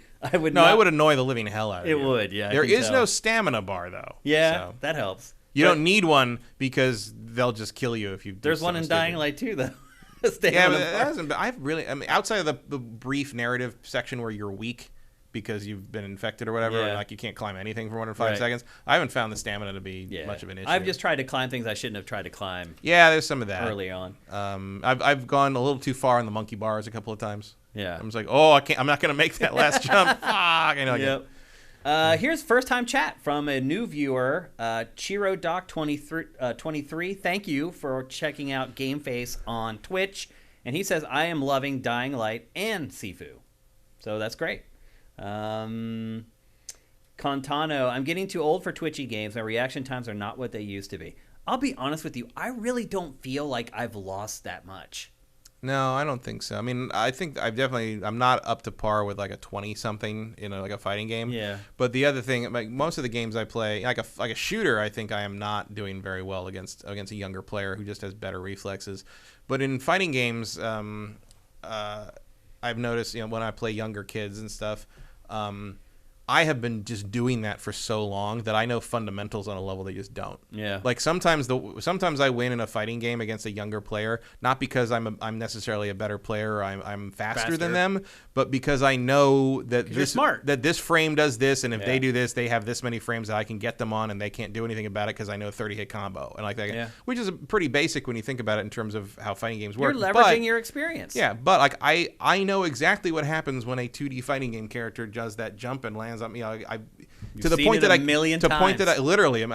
that I can't explain why. Like it's just an instinct, muscle memory. I've had people say, she was like, so how did you know to do that? I'm like, I don't know. I just did. I've done it so many times because it's happened so many. Yeah. I've been doing this since before you were born. Yeah. Like it's literally just that's the truth. It's like trying to explain to someone how to throw a fireball properly. Well, it's funny. No, just do that. It's to the point now where I have been reviewing games longer, literally reviewing games professionally longer than a lot of our audience has been alive. Yep. That's insane. It's like, go ask Tom Brady to explain how you throw a football. Right. Yeah, he just does it. Not that I'm the Tom Brady of fighting games, but like let's look go at ask Alex Valle the same question about that for a fighting game. He's probably about on par with that. Vincent says, apparently people think the first level is really hard, but the preview build everyone got was the second level. So maybe that explains why they weren't talking about how difficult it was. I think the second level's harder. Interesting. I mean, the first maybe the preview build it wasn't. Maybe, I don't know. The first level's hard because, like early on, because the first couple of I didn't get hit for the first like 7 guys, and like every time you finish a guy with the grab finish and don't get hit, you get another multiplier for your XP. And I was up to like 10 multiplier halfway up the building, and then I got hit and it dropped. I'm like, oh, okay, I get how that works. And then after that, I never got that kind of a streak again. It was total beginner's luck. I don't know. Noxator United says the Surge 2 also had jumps and ducks as attacks. Mm-hmm. Nolan Elric, someone did a speed run in 40 minutes. I mean, that makes sense, actually. Yeah, if you know what you're doing. That good, and you know what you're doing. I can see that. Yeah, I could totally see it. Cinetyke, this Sifu feels like a dream for people who want to perfect their skill. I think that's accurate. Yeah, that's true. Yep. Sound Wizard, thank you for Twitch Prime, man. Hope you're doing well. I haven't seen you for a while, man. Hope you're doing great, actually. Anything else? Deadly Virus Evo, second level destroyed me. Mm-hmm. Yeah. Second level's a tough move. Well, especially because I was at 67 years old or whatever, so I really only had like 5 deaths left. Like I didn't last very long that first time through, and then I realized, okay, I got to go back and try the first level again without being quite so gray-haired. And I got through. I was 25, I think, and I was happy with that. Okay. I might go back again at some point and try to get through at 20 and not die at all. I think I could probably do that now. Okay, we got to move on. We're going to talk next about. What are we talking about next? Ghostwire Tokyo. Brand new game from Tango Softworks, the studio started by Shinji Mikami, creator of Resident Evil. They have been working on the Evil Within games for quite a while. They have decided to completely change tact for Ghostwire Tokyo. It is a PlayStation and PC exclusive. They just announced that it is a timed exclusive on PlayStation for 1 full year. So the game won't be coming to Xbox or Switch, which is probably just not going to happen anyway. We should have mentioned Dying Light 2 is coming to Switch, by the way. They're doing a cloud version of that. I don't think I'd touch that. But it's been delayed. It didn't come out with the other versions. But anyway, Ghostwire Tokyo, 1 year console exclusive on PlayStation. It's also releasing for PC. It's actually, the crazy part is we did not learn about what this game was until this past week. But yeah, this thing has run silent in a weird-ass way. Really weird. Like almost any other game would have slipped to next year. Yeah. And it's coming out March 25th. Yeah. So there's not long to wait for this, but really weird. Yeah, it is, but they did not necessarily bad, but just really weird. They did do, though, a big state of play like presentation from PlayStation to really blow it out. It takes place in Tokyo, shocker. I think more specifically in Shibuya. And you control a character named Akito. He's a young man who he wakes up on the street. He doesn't know what happened. I don't know if he had a brain aneurysm, but basically the game starts, he wakes up on the street and there's all this fog around him. As it turns out, he's been possessed by this spirit called KK. Being KK's vessel grants Akito elemental supernatural abilities. So is he a dog with a guitar? Exactly. He has like ice spells and wind spells and things like that. This is not a first-person shooter. It's a first-person magic caster. However, you do eventually get a bow. Texan. And you do eventually get like these playing cards that you can throw. But for the most part, it's a first-person magic casting game. So he gets these supernatural abilities to fend off demons that appear and have taken... So what happens is this fog comes over the city, all the citizens disappear, and they're turned into, like, demons. You need to restore these people back to their human selves. You battle them. They have this thing inside them that's called a core. You need to rip the core out of them, and that returns them back to their human form. Hey there, demons. It's me, your boy. Yeah, there's Slender Man there. Demons. Demons. Yeah. I mean, there is a lot of stuff that feels a little derivative about this game. I mean, yeah, but it's also got that kind of Japanese mythology twist on it that sort of makes it feel different. Yeah. Like, that looks cool. Yeah, it looks really cool. This looks like it actually would be a great Switch game, because what if you were doing these incantations with the Joy-Con? I would be very irritated. I know you would be, but some people would really like it. So yeah, basically you're trying to restore the citizens of Tokyo back to their human form. Kind of reminds me of Mach X. A little bit. Remember that? Yeah. As you can see, you it's another game that's older than most of the people watching. It's true. You utilize hand signs. You can cast wind, water, and fire spells. There's also a string-like tool you've seen already in the B-roll called the Spectral Weave that you use for this thing called Ethereal Weaving. And that ties into a bunch of different elements. You use it for checking out and detecting objects of interest. You use it for removing the enemy cores, as I mentioned before. But you also use it for traversal. Matt, there's a little twist to this game that it's a little bit like Spider-Man. You have this grapple hook that you can use to swing around Tokyo. Yeah, I saw some of that in the early while you were reading that. It was happening in the B-roll. That was the most shocking part. Reminds me of Dying Light.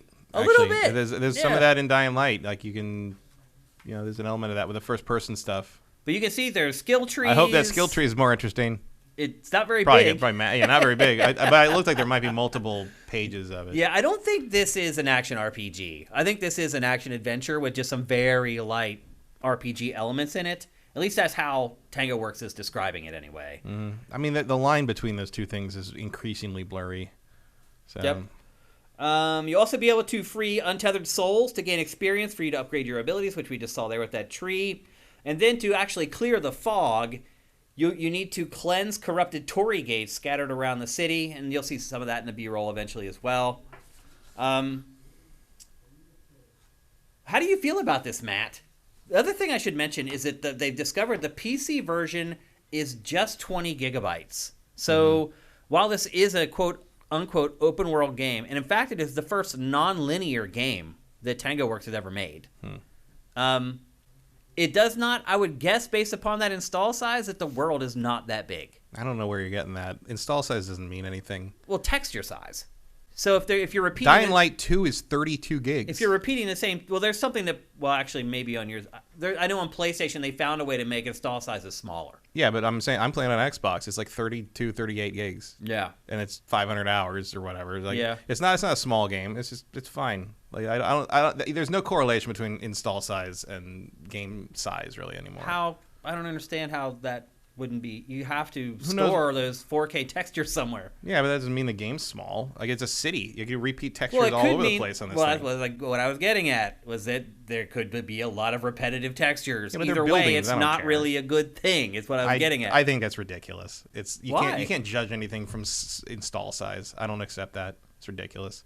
You don't know what's in there. You don't know what compression methods they're using. You don't know what kind of repetition stuff they're using. That. Either they've discovered one of the what was that company one of the reasons install sizes in Silicon Valley on HBO. What was it called? Grasshopper or whatever. Huh? Silicon Valley on HBO. I haven't seen much of that. Well, it's a show about this tech company that discovers this new way to compress shit that no one else. So sure, If they found something like that, one of the reasons these things, it's either that or the textures are really repetitive. No, it's not. Or the world is small. One of the reasons the install sizes have shrunk on PS5 is because you don't need to repeat texture information over and over again for ease of access. So you don't have to have long load times.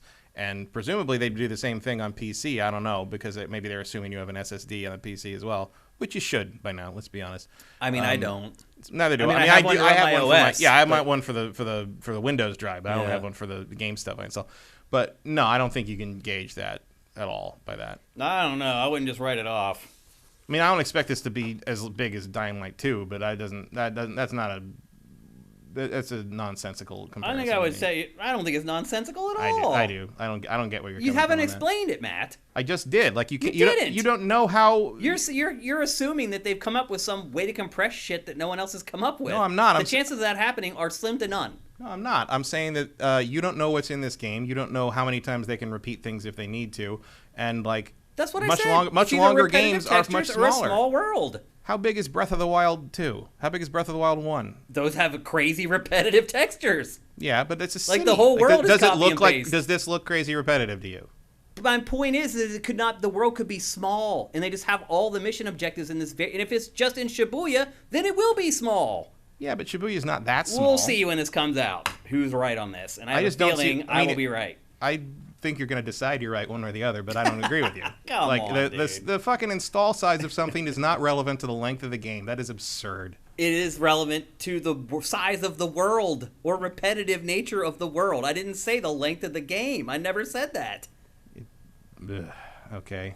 Move the goalpost. Move on. I didn't move the goalpost. Move on. Rewind I'm not tape. arguing about this anymore. Move on. We'll rewind the tape and see who's moving the goalpost. It does not, I would guess, based upon that install size, that the world is not that big. I don't know where you're getting that. Install size doesn't mean anything. Well, texture size. What I was getting at was that there could be a lot of repetitive textures. Yeah, either way, it's not really a good thing, is what I was getting at. I think that's ridiculous. Sometimes you're so stubborn, it's crazy. Anyway. I don't see who cares if it's not huge? Who cares? People who are going to spend $60 on it. Why does it matter how big the map is versus how good the game is?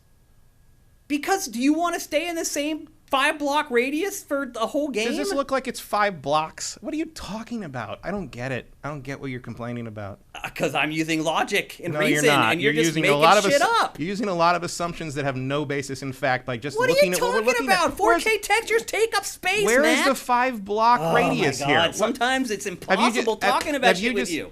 Back at you, dude. I don't know where you're on. That you're wrong, ever. I'm not wrong about this. Ever. You will never, ever admit it. I admit I'm wrong all the time. No, not on this show you don't. Maybe in private you do. But man, you dig in your heels. I dig in my heels because this is ridiculous. Okay. The install size is not useful information in this regard. Okay. Anyway, eventually you do get some projectile stuff. You get a bow and arrow. You do get a grapple hook, as I said, so it's a little bit like Spider-Man. They did say that you do have to use stealth at points in this game. They don't demonstrate it all that much in this state of play to see how it really works, so I didn't really get a good read on that. I don't know how you do a lot of stealth when your hands are glowing constantly, but yeah, it might be a little difficult. Maybe most don't see that. Yep. And then they made like a statement in the press release. It said, it's not just the ghosts and demons trying to stop Akito from succeeding. Tokyo itself will get twisted and corrupted to mess with your hero's mind. So there's some other... I don't know if there's some alternate reality you get transported to that's inside your mind. My guess would be that by the end of the game, like everything's all maybe weird, it's weird and weird and tentacly and dark, and you get some twisted version. You know, kind of like what Shin Megami Tensei does with Tokyo. Well, the Evil Within also did that stuff. It would take you to like this other world sometimes. Yeah, I mean, it could just be like a Silent Hill, right, with more neon. That would probably be the best guess. The game comes out March 25th, as I said. It's PS5, 1-year exclusive, and PC. Matt, how do you think this game is going to do? I think it's going to be almost completely unnoticed. Yeah. Like I don't see this breaking out of like kind of the enthusiast realm. I don't either. Even I'm an enthusiast. It is in a better release window than like Dying Light 2. It's not that far out. But it's not that far out. No, it's not that far out, and it's... I don't know. Like I don't. You know, I think there is a kind of a not. If you're not already into kind of the anime Japan thing, like looking at this is going to be kind of an instant turnoff for those people. Like, I don't see this breaking out of its niche. I don't either. If that makes any sense. Like, yep. And I don't think people are going to pick up on the fact that it's the next game from the team that made The Evil Within, because The Evil Within has actually done pretty well. It has a pretty big audience of people that really enjoy it and look forward to the next game. And it had a lot of legs because they put that stuff on deep discount, and they were willing to, like, a lot of people played it over the course of years after release that would probably enjoy whatever they're making now. But, like, I don't know. Like, I mean, this looks cool to me. It does to me too, and I want to play it. I just think its mainstream appeal is extremely limited. Yeah, there's a hard sell on this to say, like, I don't know, the Skyrim crowd or something. I think financially for Tango, and they may have just been paid a lump sum to make this for PlayStation or whatever. But financially, I think it probably would have been smarter to just make another Evil Within. But I can understand where if you're creative, you get tired of working on the same thing over and over again. Yeah, so I can get also why see, like, they did it. But I can also see, like, this game does look cool. Like, it makes a good visual impression. Like, if I can see wanting to make something a little flashier. Than there will be Evil good TV Within. commercials for this that'll catch people's eye. You think they'll do TV commercials for this? Probably not. Probably not. Yeah. So there you go. Ghostwire Tokyo. I mean, I'll say this. I was surprised at what the game ended up being, because the trailers that they had put out before, like, it was really hard to glean what the game was going to be at all from that stuff, other than, okay, there's probably first-person magic casting, but otherwise, it was kind of a blank slate. So I'm pleasantly surprised at what it ended up being, but I still think it's going to struggle to have any mainstream appeal. So we'll see what happens, but again, that's coming out on March 25th.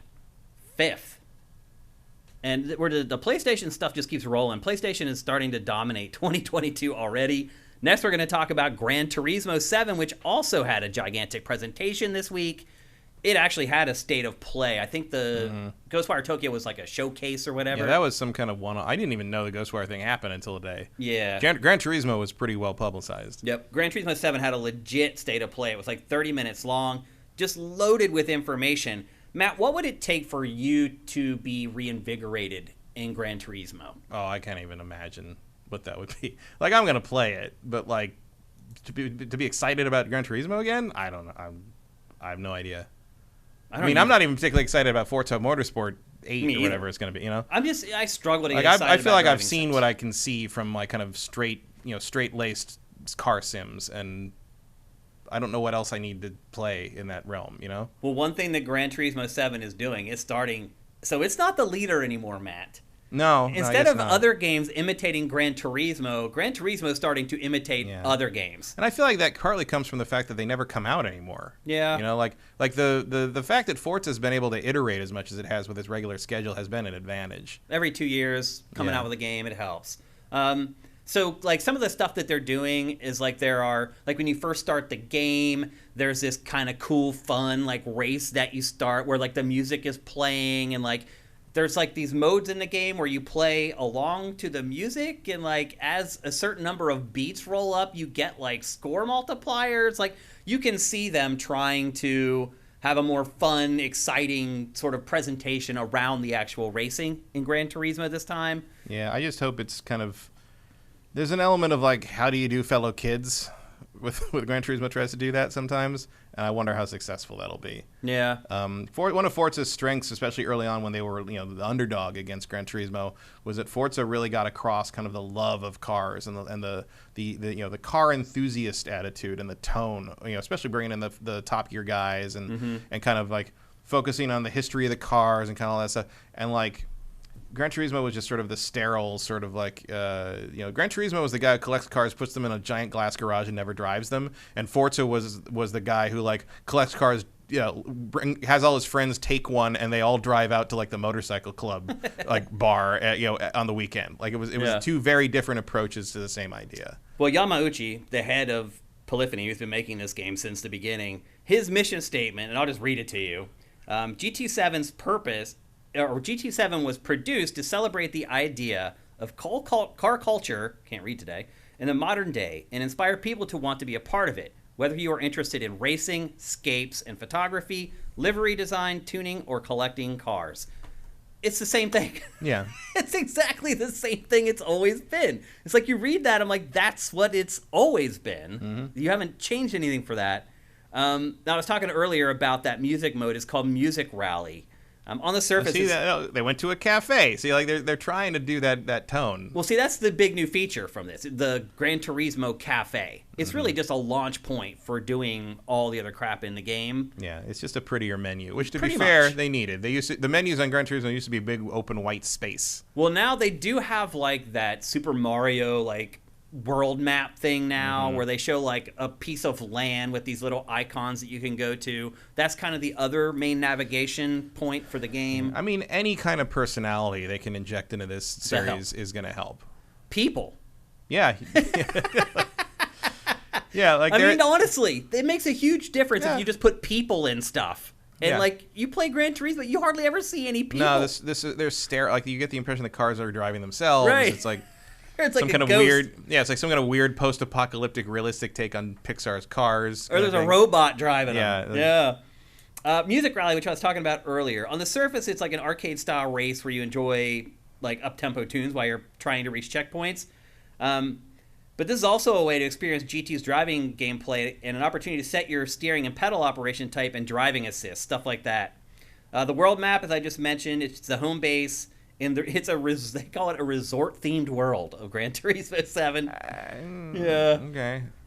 When you first start the game, the first task is to complete is to use some in-game credits to purchase the first car or purchase a used car of your choice at the Gran Turismo Cafe. So the cafe is where you actually go to buy the cars. Right. I remember that in the old the PS1 games where like they tried to simulate that where like you couldn't afford new cars in the original Gran Turismo. You were stuck with like used Hondas early on, like fighting your way up. Well, it's happened again here apparently. Also, the Gran Turismo Cafe offers you menu books of activities to complete for new cars and other game progression goodies. The first menu book request is to acquire 3 Japanese compact cars, one that you get when you purchased earlier. So that's one of them. But then you have to win the other 2 from specific races called out in the menu book. So the menu book is like telling you want to unlock this, you need these cars, and this is how you do it. It just seems like maybe it's overcomplicating things a little bit. I can see like that in the actual game. It's gonna be like, what? I'm just gonna hit X until I get to a race and then win the race. Yeah. What else? You can venture out into those courses in the World Circuit area of the map, fulfill the placement requirements, and the new cars are yours. There is a license center, obviously one of the most popular features of Gran Turismo in the past, featuring the crazy driving tests that they've always required that you do. Only driver was more annoying. Yep, but they have tweaked it this time. Attaining the initial B license is a lot easier than it was before. Right. God, the license tests in those original Gran Turismo is just brutal. Like, I don't think I ever got past B. You have to perfect them. You have to do it perfect. Yeah, I agree. But so they've made the B license a lot easier. So novice players can get a little deeper in the game than they have in the past. But I will say this, it does teach you to get better at the game in general. Those license tests, like, but they like force you to they've really gotten better. dig in. Like over in the early PS1 days, like those license tests were like you needed a license test to take the license test. Right. Like, can you teach me what you want me to do here? Like, it's like the expectations were a little strong for a dual sense one, or what was that? A dual analog. Yeah. One I don't think it even had a name, did it? Yeah, the original was the dual analog. Is that what it was called? And then it became the dual shock. Yeah. When they added the rumble. I had the dual analog. I had longer. What was the PlayStation controller called when it finally got its first analog stick? They started with 2, didn't they? They started with 2. That was the dual. That was the dual analog. Okay. And that came out with Colony Wars of all things. And I remember one of the big things you were supposed to use the right analog stick for was gas and brake on Gran Turismo. Before they had analog triggers. Oh. So it was like that was so how you could control just ease down on the gas and yeah. the brake. Interesting. That actually was a good idea. I think the triggers are better now, but they didn't have anything like that then. Yeah, back then. That was the best you could do. Good use of it. The cafe menu will also direct you to the newly opened tuning shop. The tuning in this looks insane. It always has been. Do you mess with this stuff at all in any driving game? No, I do not. I mean, I don't know enough about it. Sometimes it's obvious. It's like, okay, I'm going to change the torque here. I'm going to change the camber here. It's like basic stuff, but I don't know anything about advanced tuning things. I always appreciate when a game just like Forza, where it's just like, oh, you need a car that has performance of this level? Click. Pay this pay this many credits. Done. Like that's and like leave it manual for people who want to do that. But let me hire a mechanic and get through it. Yeah, right? I hardly ever mess with that stuff. I feel like if I can't complete the track or the race with the car, I just get a different car. Like, Yeah, that I don't go happens into too, my yeah. car menu and like screw around with it trying to get an extra 3 But horsepower. like traditional Gran Turismo, you can't do that because you can't afford another car. Right. You know, You have to master it with the car you got. it's not like Forza where they're just like throwing Ferraris at you because you want a fucking roulette wheel spin. Yeah. You know, like Yep. And they do change how part unlocks work. As you acquire new cars, you build up your collector level. Hitting level 4 unlocks the club sports category in the tuning shop. So you basically level up, and that unlocks new parts for you in the tuning shop. There's another new thing called Brand Central, where you can purchase brand new cars from over 50 manufacturers and tuners. There are over 400 cars in this game at launch. There are 30, so for tracks, there's 97 total tracks set in 34 different locations, so 3 variations roughly for each location. Then there's GT Auto, where you can dress up your cars and perform maintenance. There's a livery editor. There's scapes, the scapes part of this. Do you remember what the scapes are, Matt? is that like some like photo taking thing? It's like 3,000 photo The locations. photo mode in this is insane. So in the last one, GT Sport, It never even occurs to me to do that I know. in these games. Well, do you Unless like remember- Forza makes you do it for quests and stuff. But which that's about it. GT was it where we went to E3 and the whole thing was about the photo mode? Yeah, the whole demo was just photos. And you had your car, you go and do the demo, and then they give you a Polaroid of your car when you walked out of the booth. And That ever was- since then, I want to say that was 5. I want to say that was 6. I think 5 or 6. I think it goes back 5. I think it was. Yeah. Yeah. That sounds like PS3 era stupid. Exactly. I think that was, it would have been 5. Um. Or maybe one of the interim ones. Yeah. You know, one of those weird fake ass ones. Ace back or whatever. Yeah. And then so they launched the photo mode, which was impressive, I'll admit it, at the time. Oh, sure. Because But photo what modes what weren't do you- even really a thing in games Yeah, but then. it's sort of a thing. It's like, okay, I'm going to do that once when you tell me to do it for the tutorial, and then I'm never going to think about it again. Right. And then they went crazy on it and did the scapes, which is like, hey, you have this car, put it in front of this backdrop, and then snap the photo of it. And that's what the scapes are. And they have just gone way above and beyond on the scapes in this. It's like a huge part of the game, which I find very interesting and a little weird. And then there are race photos and more. It launches March 4th for PS4 and PS5, so it's only a couple weeks away. And this is really kind of the first crazy blowout we got direct from Sony for the game. We've obviously had a handful of trailers during its marketing and promotional period. So maybe the Ghostwire late reveal isn't that weird? Maybe. For Sony? I don't... Maybe that's just the way they're doing stuff now. I guess. Or maybe they're doing that because, like, you don't do it until you're sure. Yeah, You know? maybe. I mean, it's working for them. Yeah. I mean, Regardless. you're not going to...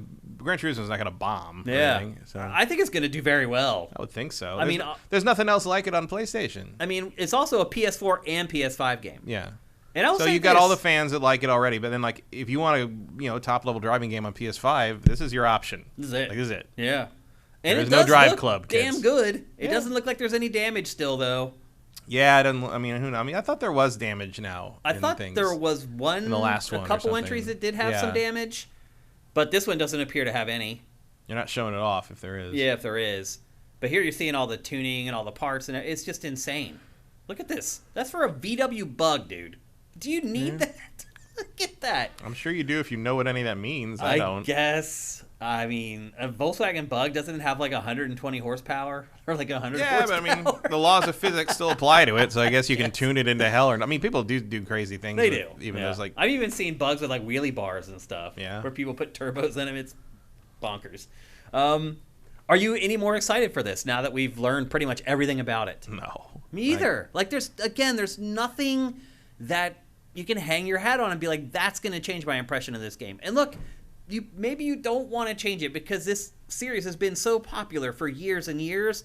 I can understand why you'd be a little reluctant to change Yeah, things. certainly the argument can be made that there's no reason to change anything because it's working just fine. Yeah, I mean, I don't know if GT Sport... I mean, the sales of this franchise have definitely waned over the years. Yeah. They're not like they used to be, where they would literally sell like 14 to 20 million units. But I think part of that is just changing taste, though. Like, you Yeah. know, driving games used to be how you measured a system, you know, like checking the pop in and checking the draw in and checking the texture. You know, like that used to be like, you know, Cruising USA. It was like, oh my God, it was a disaster that it was bad on N64 or whatever. Now imagine people caring so much about Cruisin' USA or something equivalent today that there were like months-long arguments on the internet about it. Like Usenet was just endless Cruisin' USA arguments about things like that.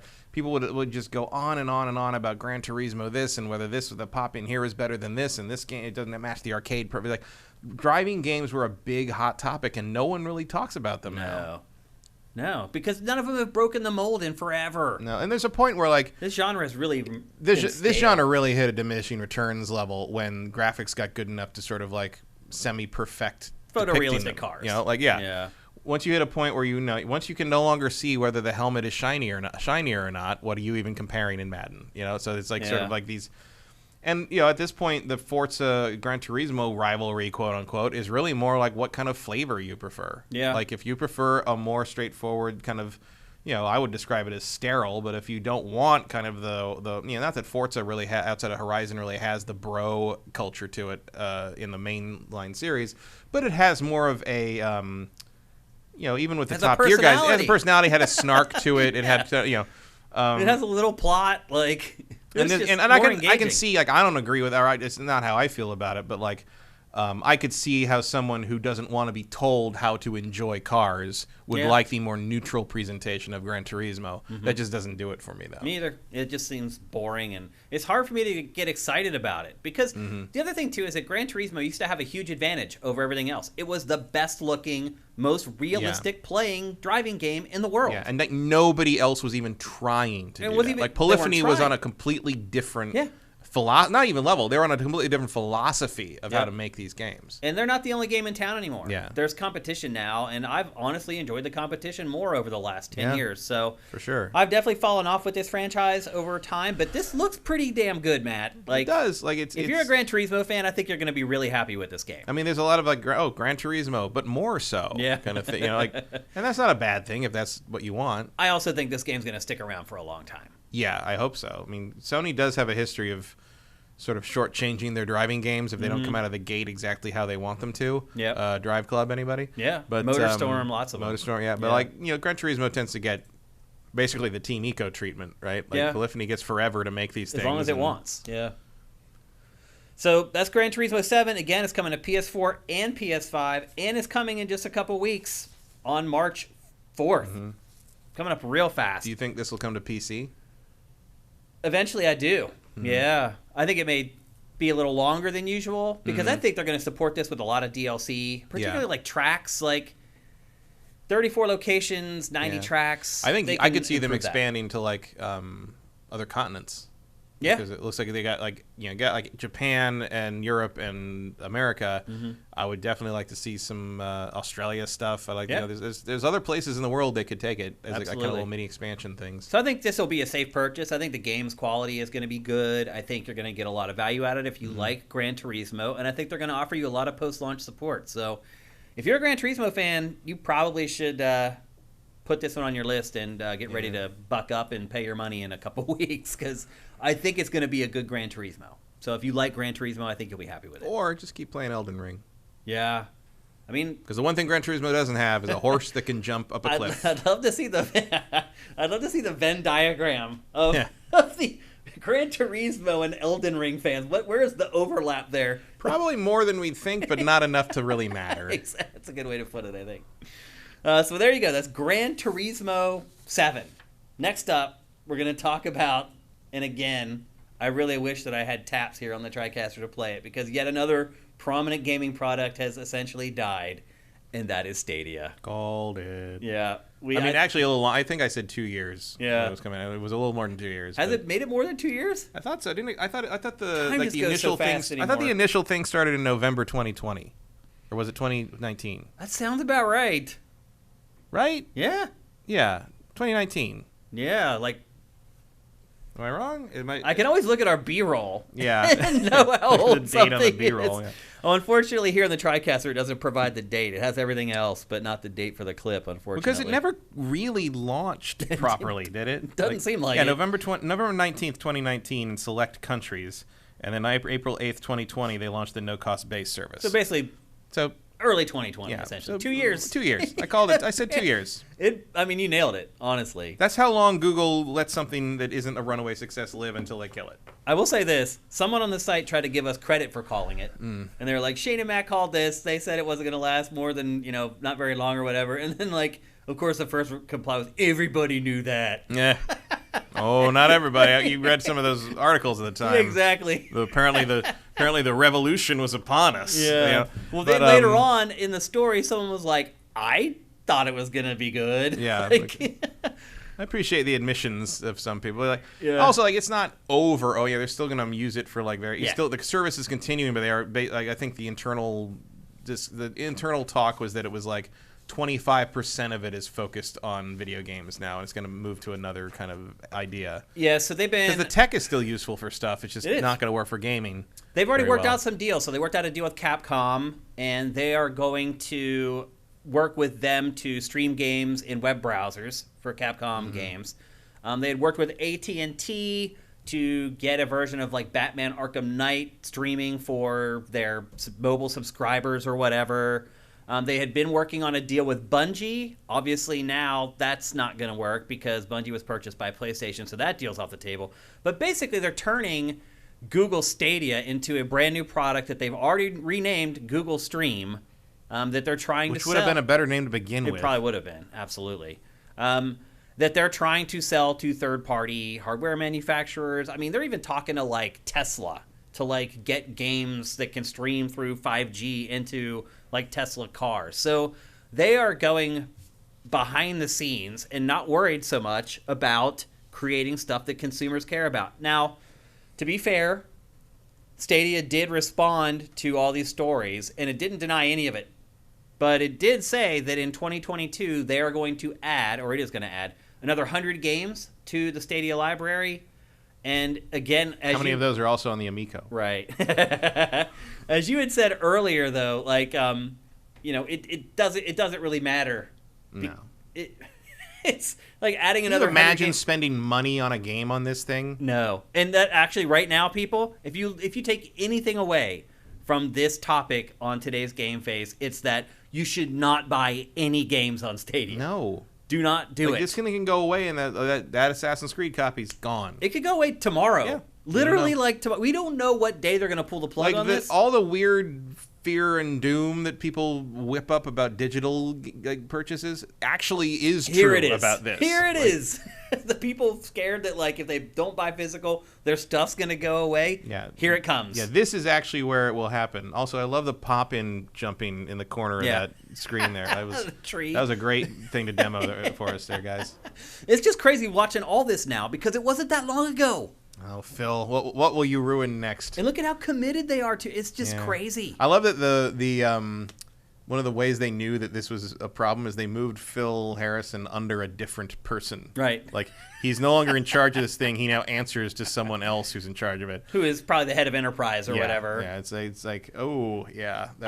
All Stadia is going to become now. So I would look for him to move to a new thing soon. Yeah, because he's not running the show anymore, and that's not what he likes. I hate to say this, but something else for him to ruin. Mm-hmm. I mean, his track record's not great. But, Stadia is essentially going to become a bunch of sales and marketing people who are trying to sell the technology to other companies in some way, shape, or form. It's going to be a game as a service without a game. Pretty much. It's just going to be a service. That's all it's really going to be. Are they going to push it as a Zoom equivalent or something? What is it going to be? I just think that they're going to try to sign those kind of B2B deals with game publishers or other companies that just want to have some weird game streaming thing as a part of whatever plan they have going. Another logo on the coming to pretty whatever much. list. Yeah. So it's basically going to be a zombie. Yes. It's still alive and walking around, but it's not functional. Yeah. And you do not want it to bite you. Yeah, exactly. I don't know when this is all going to happen. You certainly shouldn't give it any money. Yeah. Don't give zombies money, kids. Yeah. They don't have any use for it. Well, when Stadia first launched, we mentioned over and over again that, Google is guilty of bailing on its products early. We can go on and on. Google Glass, Google Plus, all of it. Google Wave, and tons of, you go get that Google Pay, that Google Graveyard site. There's stuff I've never even heard of on that. Stuff that just never even was in the public eye that they've canned. So it's honestly, it's not a shock that Google's bailing on this this not at all. early. Well, especially because at least Google Glass was like a good idea to some degree. Like you look at Google Glass and you're like, yeah, I get it. That's HoloLens, or what HoloLens is going to become. What HoloLens ends eventually. up being, yeah. Yeah. And also, like, when you got like people, starting to, like Jeremy Hoffman had a Google Glass, and he'd show people, and he used to call it the Google Glass smile, where like once you do the first thing with it, and you just have this stupid grin on your face because it's like this weird future tech, and like, but they never really went beyond that. Like there was a delight element to that tech, but like it just didn't do what they internally thought it was going to do or wanted it to do, and it just sort of went away. Instead of continuing to work and iterate on it, it just sort of quietly went away. Well, and that's sort of what Google does. And then you got the other options, which is like Google Wave, which to this day I still don't know what the hell that was. Yeah, they pushed that like crazy as like a new business tool, and I still don't know what it is. Yeah. Here's the thing, when you cancel your first party development a year into your plan, that was it. What Google has discovered, and what a lot of us already know, is that you need a killer app. Mm-hmm. You need something. You need the milkshake to bring all the boys to the yard. Seriously, there's got to be something that people can talk about around your platform. There was nothing. No. I mean, Star Citizen's coming up on 10 years now of taking millions of dollars for pictures of spaceships. Fair enough. But there's something to talk about there. Yeah. The end goal of Star Citizen is an exciting idea. It is. The end goal of Google Stadia is why. Yeah. I mean, the only unique selling proposition it had is that you could play, and I use that term loosely, the biggest games that were coming out without buying a console. Right. But that's not a killer app. No, especially because if you have the equipment to display the games of that in that quality, you can buy a console. Right. It's like, I don't know. I continually did not understand who this was for. It was for this person who had the absolute cutting edge, high end audio video equipment and like gigabit internet, console. But wouldn't buy a PS5. Like, who is that? Yep. It's funny too, watching this presentation, all the people in the crowd applauding. Brilliant. Well, great idea. A bunch of those people are paid to be there. Well, they're Google employees, probably. Yeah. Oh yeah, true. It's probably on campus. I forget you could be places back in the old days. Yeah. So 2 years this ended up lasting, Matt. Mm-hmm. The future is 8K, is it? Really? They never made it there. No. Did they ever even stream in 4K? I don't know if that ever happen? If it did, it happened long after I stopped paying attention. I think it happened when it finally went public, like that mid-year. But early on, it was like, no, you get 1080p if you're lucky. You're gonna like and it. That's Yeah. I can't say I'm going to miss it too much. It was kind of helpful in some ways, like when Vincent would work on stuff for us, like instead of having him to buy a new console or whatever, like we could just have him subscribe to Stadia for a month or whatever. Like there are cases for its use. It's just not a mass market product. It's just not. What a specific use case. Exactly. I mean, that's my point. Like, most people would get no use out of it. So, RIP Stadia. How much longer do you think it'll be till they actually announce that? I don't know. I mean, or will they ever? Do you think they'll just let it languish along? I mean, look, like I talk about how Google Glass is gone, but Google Glass technically still exists. Like, they don't do anything notable with it. Like, you only hear about it if like you already have one, basically. Mm-hmm. Yeah. So I can see it just becoming that, like, just this thing that sort of languishes in the background and never gets mentioned anymore. I think the litmus test on that is when you see Phil Harrison move to a new project.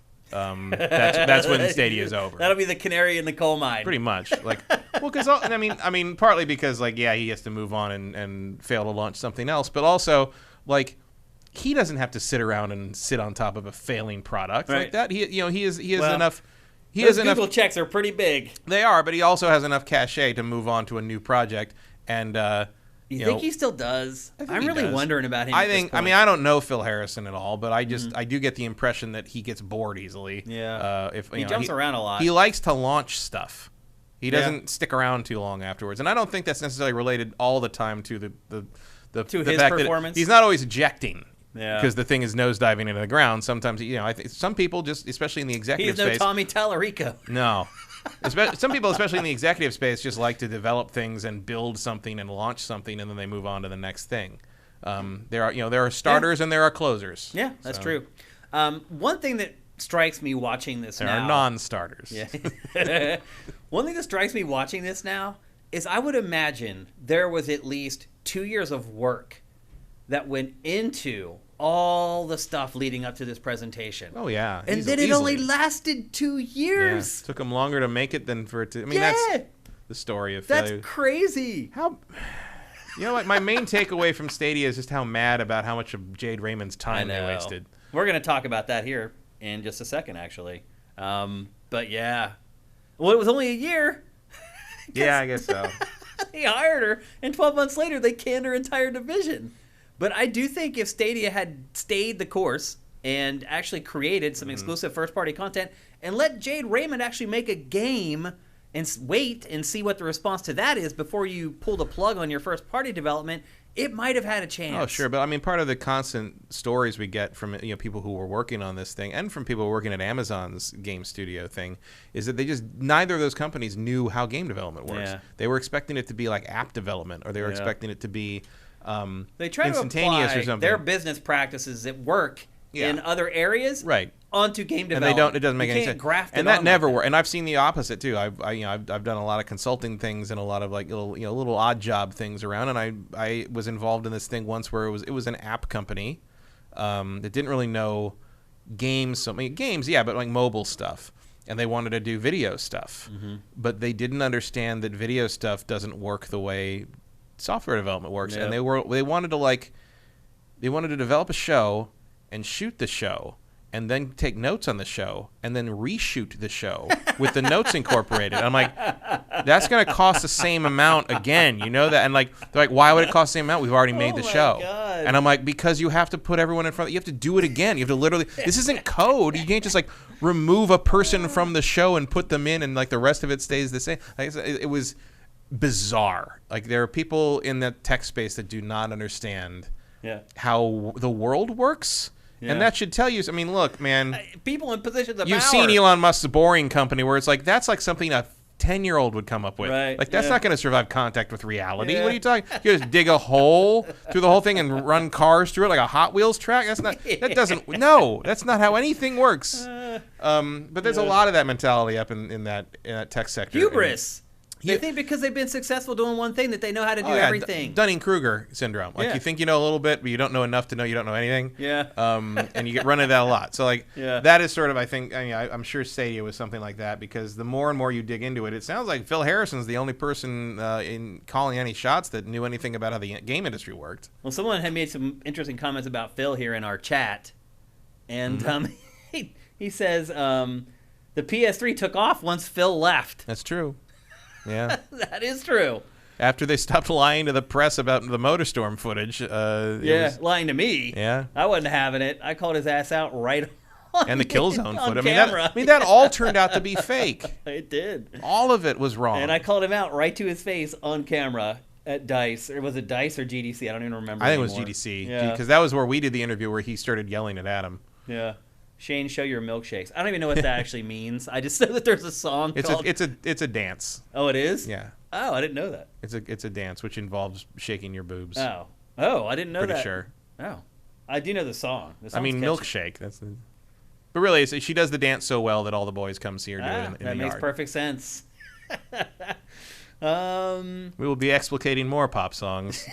No, we won't. Going forward. Cinetyke says, feels like in the U.S., if you can afford good internet, you can also afford a console. Probably. Sleepy Droid said PS3 went better after Phil left. He's right. Yeah. It did go better. Person who's in charge, like, it matters. Yeah, absolutely. Vincent says, why did Google and Amazon fail, but Sony and Microsoft succeed? Glowingly so in the former case. I think in the case of Sony, I think it's partly because there was a vacuum to fill. Like the PlayStation was not a solution in search of a problem. The PlayStation was saw an opportunity in a power vacuum and took it when Sega fell. Like Sony saw weakness with Sega and knew they could take the road there, and they did. Microsoft, I think, had the advantage of they had infinite resources essentially, and on top of that, the industry was simpler then. Like it was easier to get attention when the Xbox launched. It's true. So I think that's what happened there. Also, Sony and Microsoft are just more competent companies. Like Google does one thing and does it well, at least, especially if you consider that one thing to be making Bing irrelevant. But there's not a lot of versatility in their hiring. Like I don't think they have a lot of people with the lateral thinking required to jump from industry to industry. They have lateral thinking in terms of problem solving inside their own wheelhouse, but it seems like every time they try to step out of it, they have problems. And I'm not sure what the solution to that would be. It's probably a corporate culture problem. Yep. And I think Amazon has a similar problem. I think Facebook is having a lot of that problem right now. Facebook has lost, what, third of its value or something? Quarter of its value in the last week? Quarter of its value, yeah, in the last week. Yeah, like none of these companies are invincible. No. Never. No. Never. Look at Spotify. Yeah, it's been getting beat up, man. Look at it's lost billions of valuation. There was a time in like a week. There was a time that no one could have believed that Gran Turismo would not be the dominant driving game forever. Right. The idea that anyone could try to challenge Gran Turismo was absurd. Well, there was a time that no one would ever dream that Nintendo wouldn't be the dominant console company. And what happens in all those situations? Someone screws up majorly. Someone screws up. Yes. They defeat themselves. Yeah. They are always their own worst enemy, and someone sees an opportunity, just like Sony did when Sega stumbled with the Sega CD. Yep, absolutely. And Sony said, we've been working with Nintendo. They're being dicks, and we can do this better. And they did. Right. Yep. Gunzilla says, if Stadia was more like Netflix, it would have been awesome. Yeah. That's kind of what PlayStation Now and Game Pass are, though. Yeah. Right? Like, that's true. Deadly Virus Evo says Phil Harrison was also a part of the Xbox One launch. Look how that turned out. I was not aware of that. Was he? I don't remember that. I don't remember that at all, actually. I mean, it would track. I mean, yeah. We're not saying that it doesn't make sense. I just don't remember that at all. Anything else on Stadia? No. I think everyone's just saying, like, adios amigo. No loss. Mm-hmm. Yeah, who cares? Yeah, I don't think anyone... I mean, I don't want anyone to lose their job. I don't think there were any Stadia fanboys. I don't think any of those not a lot. were developed throughout the course of its lifespan. So anyway, it seems like it's only a matter of time until they announce the official demise of the consumer-facing version of Google Stadia. But I do think Phil Harrison was a corporate executive at Microsoft when Xbox One launched. I thought he was at Atari then for some reason. No, he left. Good call though. Yeah, he left. When is he left? Phil Harrison has left Microsoft April 27th, 2015.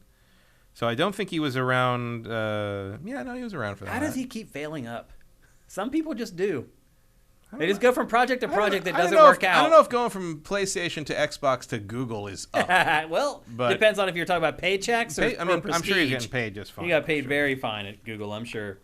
Okay, let's move on. We're going to talk next about the insanity that's been going down in PlayStation land this entire week. Obviously, in last week's episode, the big topic was PlayStation buying Bungie. And when we had that discussion last week, a lot of the details still weren't out there. Most of them were, but not all of them. And I had brought up a point. One of the big points that we discussed on the show last week was, okay, what are you getting with that money that you're spending on Bungie? And Matt was like, you're getting the talent, you're getting the expertise. And then I said, well, you can always hire those people away.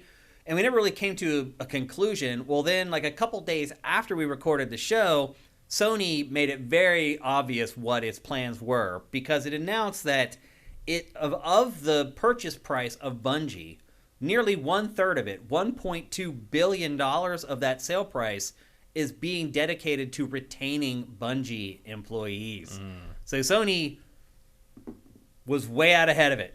They saw what I saw, which was like, well, we're just buying a name in Destiny, so we need to guarantee that we can keep what matters, which is what Matt said, the people there. And so very smartly, Sony set aside a third. So now the acquisition makes more sense too now, Matt, because the acquisition of Bungie is actually like $2 billion now. Right. But then they had another $1 billion left over to retain all the people they want because they wanted the expertise. Yep. And the way they're setting it up is like the employees at Bungie have to stay there. So some of them will get a bonus like right away, but then like the bigger bonus is a carrot dangling on the you want that down the road when it where you have to stay for 3 years to get that big bonus. So Sony ended up doing it smartly.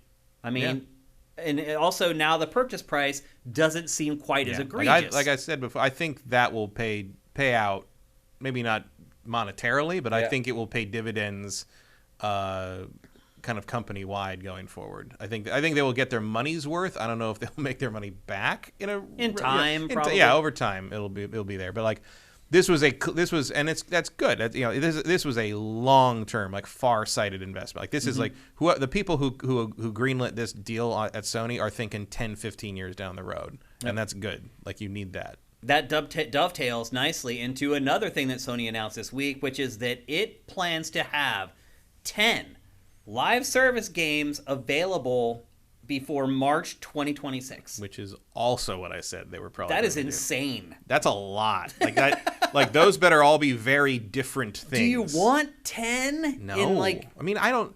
4 years? I mean, I guess you not can, even 4 years. I guess you could call like Gran Turismo a game as a service technically, if you want to call how it. How they handle it eventually, I guess maybe. But it's a gas game. Yeah. GT Sport was pretty much a game as a service, though. Yeah. So it depends like what they're counting as a game as a service. Like they don't all have to be a Destiny like RPG epic, raid thing. I don't know. That's a lot. Let's try to figure out what those 10 games are, Matt. Oh. First of all, there's Jade Raymond's new game, which was also basically announced this week. She did an interview with like a French publication, which I found to be weird. But she shared. Doesn't she speak French? Isn't she? Well, she was French Canadian. Yeah. So, still weird. I mean, she doesn't work for Ubi anymore, so. Yeah, she's still French Canadian. I guess. But anyway, they kind of explain the first details about her new game. It is a live service game that promotes inclusion and caring in live service in a persistent and evolving world. What does that mean? Nothing. It means nothing. That's what it means. Apparently, she had 3 concepts that she pitched to Sony, PlayStation, and this is the one that they decided on. All right. So, again, a live service game that promotes inclusion and caring in a persistent and evolving world. I mean, look, it's Jade Raymond. I'm in. I don't care. Like, I just want to play another Jade Raymond game before I die. How about that? So that's one. The second one is Bungie's new game, Matter, which we've known about for a while. That's obviously now going to fall under the new ownership.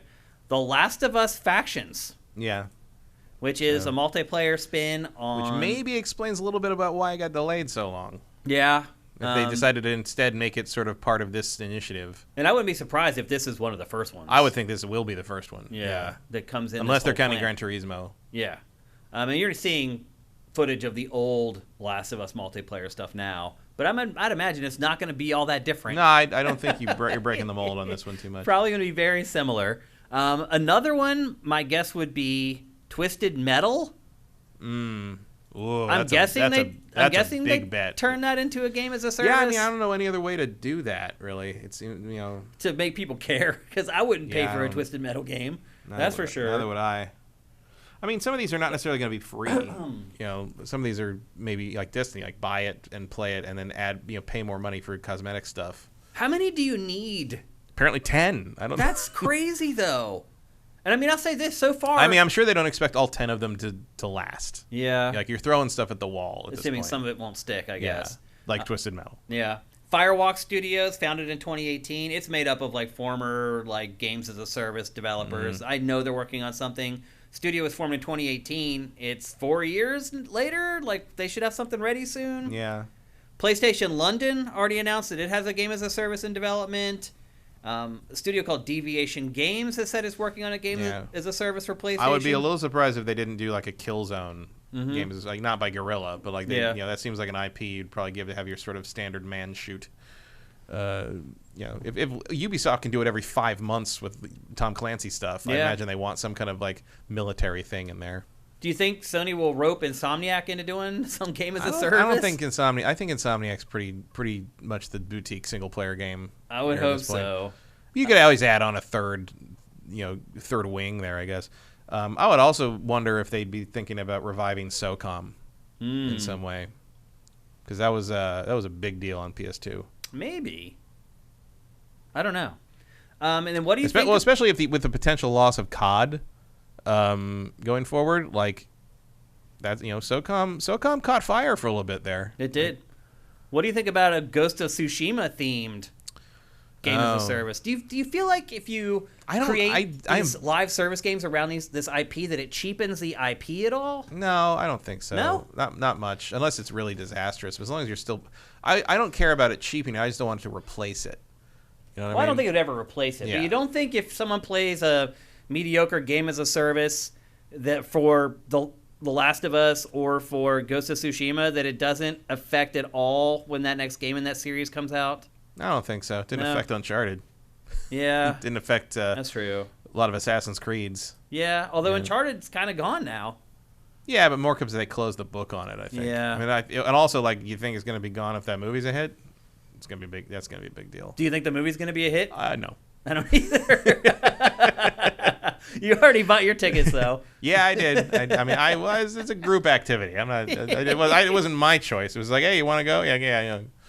I'm like, what was it? Like Henry Rollins has an old thing where he's like, I just go do shit. I just like to go do shit because I like to go do. He's like, do you want to go pick apples in Albania and then like be back in LA the next day for a gig? Like, yes, because I like to go do stuff. So like, if you like, let's go do this thing, like I will probably go do it, whether it makes sense or not. How awesome is it, by the way, that Matt Kyle just quoted Henry Rollins? I love Henry Rollins. That's awesome. I met Henry Rollins. It's funny because I mean Henry Rollins to me, I know him as from the like hardcore from Black scene. Flag and stuff. Yeah. See, I know him as a worthless poet. Right. Yes. as a spoken word guy. I knew him for 20 years before anyone else even knew who the hell he was. Obviously I knew of him and his music career, but what I like him for is I like his writing and I like his spoken word stuff. The Boxed Life is one of the greatest spoken word albums ever recorded, and that got me through a lot of college. Yeah. If you've never heard The Boxed Life, go pick that up. Go his find spoken that. word stuff's pretty interesting. He doesn't try to do like the sing-songy, poemy stuff. No, he's not funny. Like he's very funny, but he's not like poetic. He's not. Yeah. He's just telling stories about his life. Yeah. And some of it's really funny, and some of it's just heartbreaking, and some of it's just interesting. Yeah. And it's just fun. He just gets up on stage and talks for like 3 hours. But he's lived a crazy. He has done crazy things. Yeah. I mean, he's just scratching the surface with that stuff of what he's done. Oh yeah. But anyway, he was a hero of mine for a long time. It's been interesting to watch him break into the mainstream because he was the antithesis of the mainstream for 20 years. I remember the one time I met him was at a book. He did a book signing at in San Francisco at the Independent Press Expo thing. It used to happen next door to the Tech TV office. Remember? I remember that. I went there in '98 to see him, and because he just put a new book out, and I thanked him for all the spoken words. He was super nice and he sat there and he talked to me for like 10 minutes about all the spoken word stuff he's working on and what he thought I'd like and all this. And you should try this other guy who does this. And it's like kind of like what I do, but he's and like really cool, like really good. Check out his interviews with that guy. Nardawar. Have you seen that guy who does interviews of music artists? He has like an afro. Yeah. And he seems really weird and awkward, but somehow he gets amazing stuff out of him. He gets amazing stuff out of him. He's very well researched, but he just gets the interview, period. Yeah. He talks to the biggest people in music, and his interviews are always off the charts. Check it out if you get a chance. His interview is amazing. What else do we got on PlayStation this week? Again, another busy week for PlayStation. Oh, here's a big story. PlayStation 5 is now falling behind the pace of the PS4. What? Yeah. Which you can't fucking buy it. Right. Which is obviously just because you can't buy it. Yeah, it's a shortage of... But I never would have guessed that would happen. Yeah. Well, I mean, it kind of proves that it's not intentional, right? Yeah. Like, Sony wouldn't let that happen if they didn't have to. Yeah, and they lowered their guidance for this year as well. Like, the next fiscal year, they're only planning on, like, 11 million PS5s now. Like, wow. They basically that's lowered... That's a cut. I know. Well, they had already lowered it the quarter before by 1 million, and then they came to this quarter and they lowered it another 1 million, which means that production is not getting any better for these consoles. So it looks like it's going to continue. The outside predictions were like early 2023 before any of these shortages ease up, and who knows even then. I'm still we've got ways to go till May, which is when I predicted that someone would have to fight somebody over a can of Mountain Dew. It may happen. I would probably lean more towards November though. Maybe. Because there's other stuff happening in November that could really cause a situation like that. Mm-hmm. And I think that's it, actually. That's all. That's the big catch-up.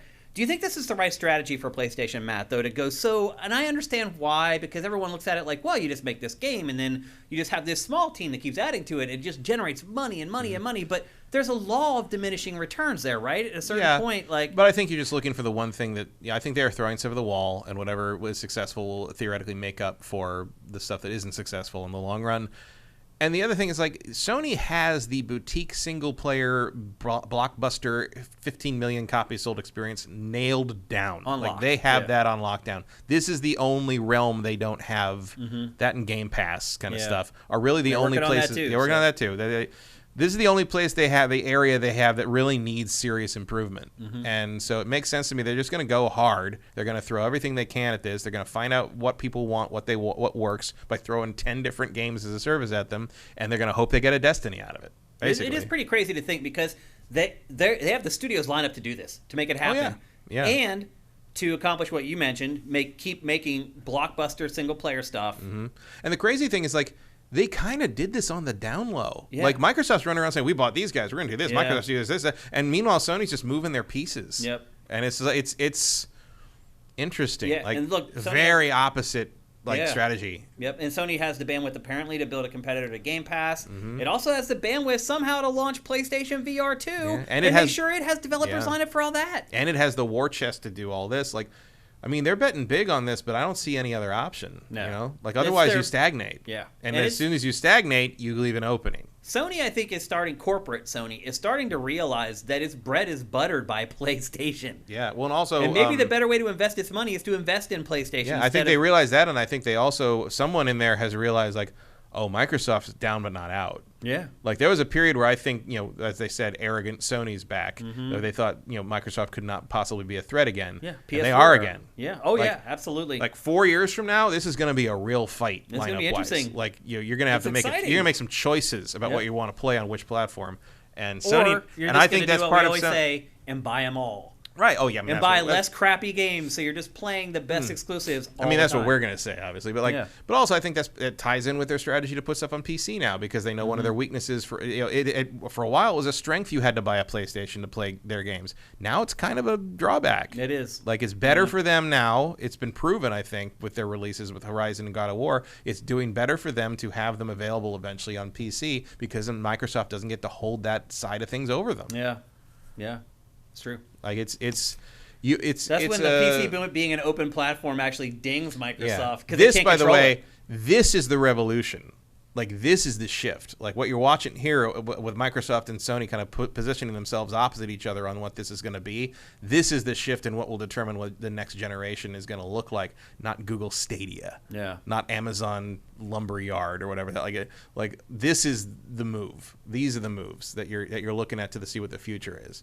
Like, I'll worry about, you know, having to buy a TV with a PlayStation built into it when Sony announces that. But they ain't announcing that anytime soon. That is clearly not on their idea list. They are intending to sell hardware for a long time in the future. Well, I think also, too, you know, I think you're obviously hinting to some of the stuff that Patrick's talked about in the past.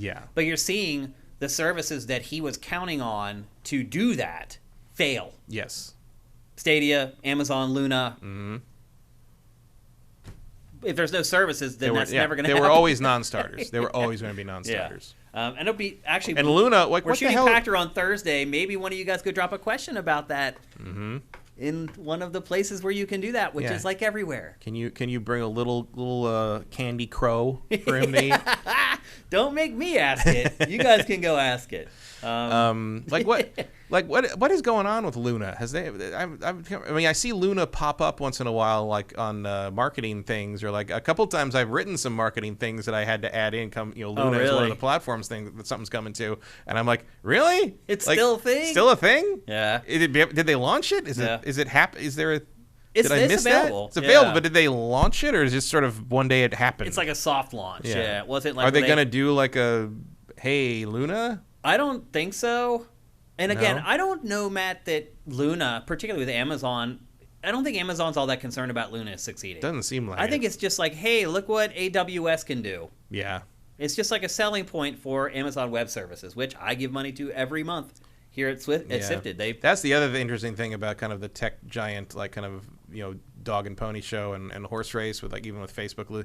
You can never forget that all of it is hosted on Amazon servers. Yeah. Like, it's all on AWS. Well, Amazon just increased the price of Prime. People freaked out because they looked at their financials and they're like, what do you mean? Your financials, like, you killed it. But if you actually dug into Amazon's financials, they lost money on the retail side of Amazon, as far as people buying stuff on Amazon.com and all that. They made up for it and then some with AWS, Amazon Web Services. Yeah, that is their most lucrative thing. I mean, the whole world is especially now that served. they've had to go. I mean, Amazon has gone to great expense and length to make sure shipments still go through in timely manners in ways that a lot of the other shipping companies haven't been able to. Yeah. And they've, that has cut into their revenue. Not that I think they're not going bankrupt I'm not crying anytime. I don't for 'em. care. Yeah. But like they have been more dependable in that regard. It's interesting that was something they really leaned into, and I don't know if that really paid off for them in the end. Maybe during lockdown, but now it feels just like, okay, everybody kind of gets stuff except for FedEx. FedEx doesn't know what to do. FedEx returned a couple things I ordered to Florida for no good reason, which I'm just like, could not deliver the address. I'm like, I was here, dude. Ring the bell. What are you doing? Yeah. Okay, we got to move on. We're running out of time here. We got one more topic left, and we're going to discuss the biggest announcement of the week, which is the biggest announcement that wasn't really an announcement, and Rockstar finally announced that Grand Theft Auto 6 is in fact on the way. The biggest non-announcement ever. We all knew this was the case. If you're a regular watcher of GameFace, or if you use Sifted, you've seen probably a dozen stories roll through about GTA 6 on Sifted at this point. We've talked about it a couple different times. As different Some of rumors. which are just people. It's like, I smell it in the wind. Yeah, exactly. I feel it in the water. Yeah. It's like no.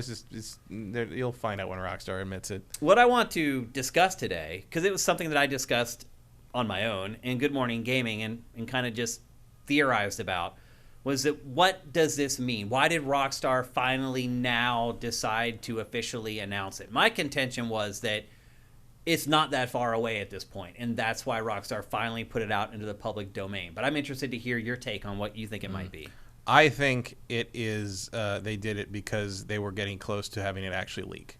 Oh. Because you already had people talking about Bully. Bully 2, even back as far as the Game Awards, was being discussed by industry types as basically an open secret. And GTA 6 was kind of on the heels of that, and I think Rockstar wanted to get ahead of that and announce that, like, yes, it's in development.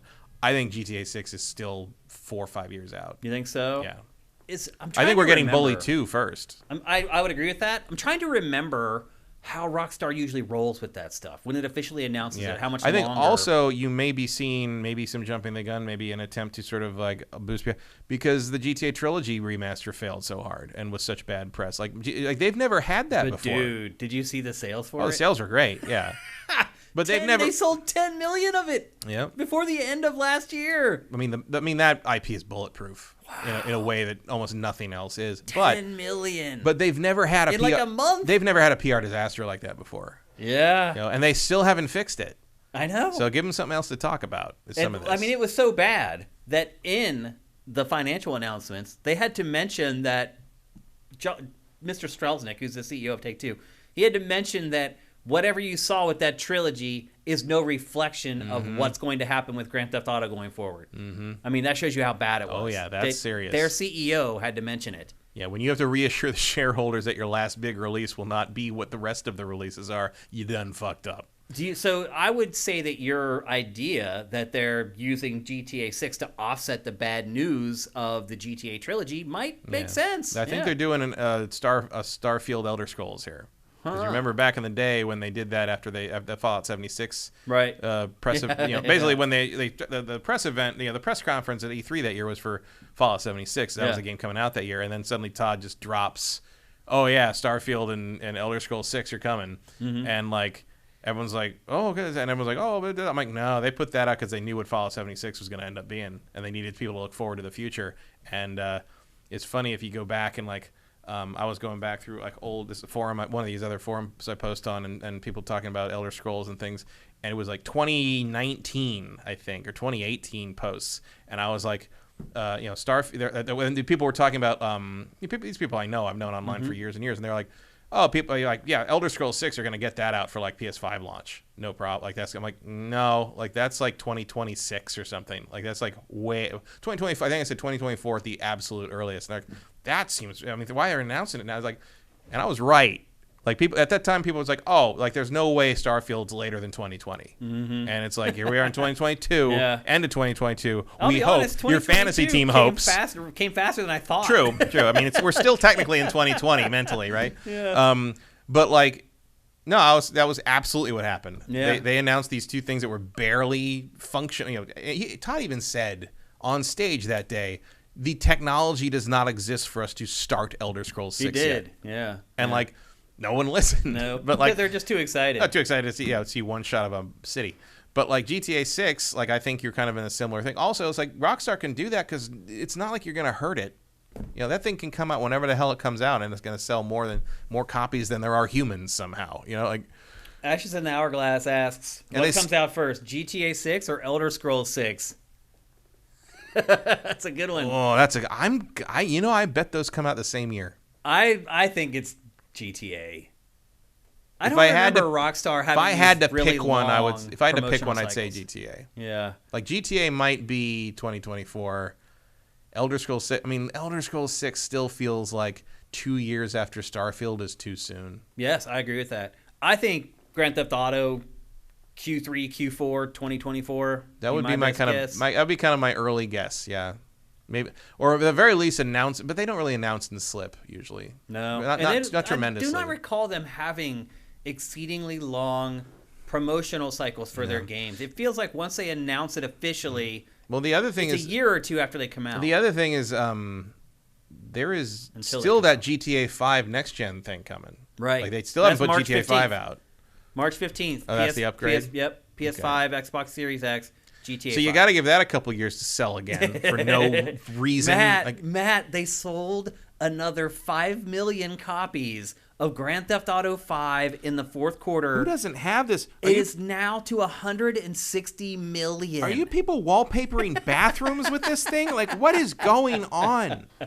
It's crazy, man. Dude, and they're going to sell it now on March 15th. They're putting the PS5 and Xbox, and it's going to sell probably another 10 million. Yeah.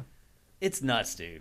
Is it a full price thing, or is it just... I don't know, actually. I didn't see the upgrade, price on like it. $10 upgrade? I don't know. I just know it's coming March 15th. They gave official But even so, I'm sure you'll be able to... If you don't have it at all, you'll be able to buy a full price. God, yeah. It's crazy. Unbelievable. Stop buying GTA 5. There's always somebody turning 17. There is. There's millions of them every day. Yeah. I mean, it's true. I can buy you now. M ratings. Noxatonitis. There's always more teenagers. He nailed it. Yep. He's right. Let's see. Can't buy booze yet. You can always buy GTA. That's right. Next best thing, I guess. Okay, but yeah, I just wanted to get that on your radar to see what you thought about why all of a sudden they're like, okay, we're going to tell you now that it's coming, even though we all knew it was coming. Mm-hmm. Usually when you actually announce something... Oh, that's a good question. GTA 6 or Final Fantasy Remake Part 2 first? I mean, I would hope Remake Part 2 first, but... I think that might be... That might be a photo finish. Yeah. That might be like same month shit. Yeah, exactly. It's crazy. So anyway, that's our show. We can take some questions from you guys. We finished up a little bit early today because there's no Name That Game. If you joined a little late, the reason we're not doing Name That Game today is because I have nothing to give away anymore. I've given away all the stickers that I had. So while I get new stickers made, we're going to take a hiatus on Name That Game for a little bit. Or we could just play it without prizes. That's up to you guys. If you guys want to play it without prizes, I'm willing to do it. I just thought kind of part of the fun was actually getting something if you were to win. If you guys have any questions for us, go at Sifted Games in the chat. It makes it much easier for us to find the questions. It looks like a couple of them are in here already, and we do have time to answer quite a few right now because we have about 20 minutes.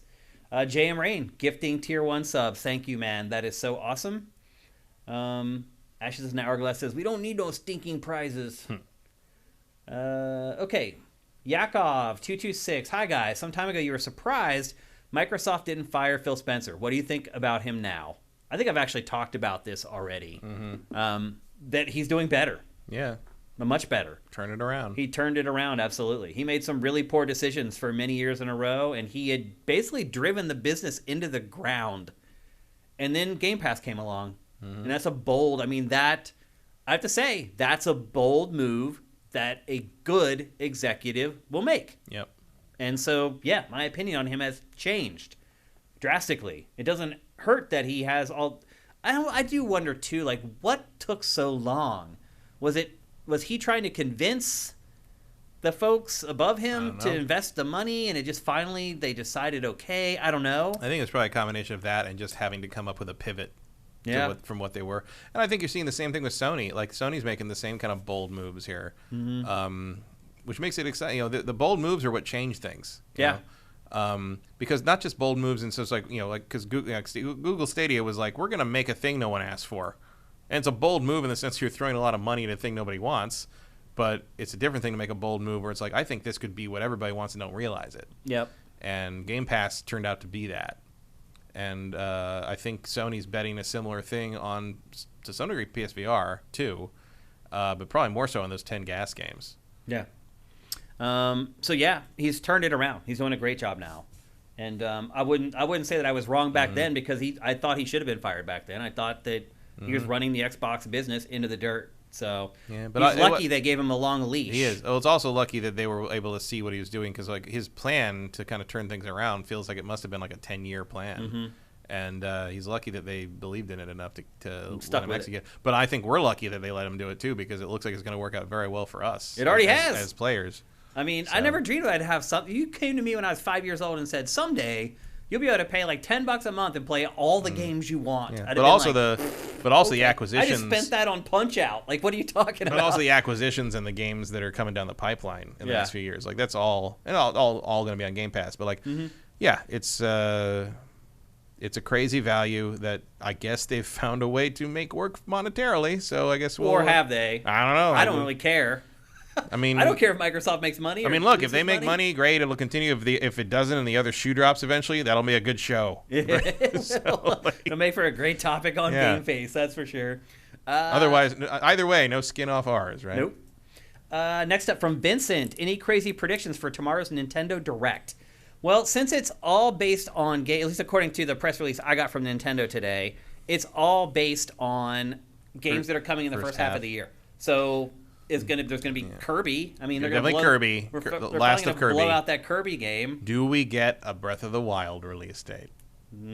Doubtful. I mean, didn't you say you thought it's coming earlier than people think? I think it will. So then maybe there is something in there. Maybe. It's 40 minutes long, also, Nintendo mentioned in the email I got today. So that's pretty long. Yeah, it means like maybe there's like a 10, 15-minute Breath of the Wild thing in there. Did you see also? Or they're going to talk about dumb things for a long time. I don't know. It could be either.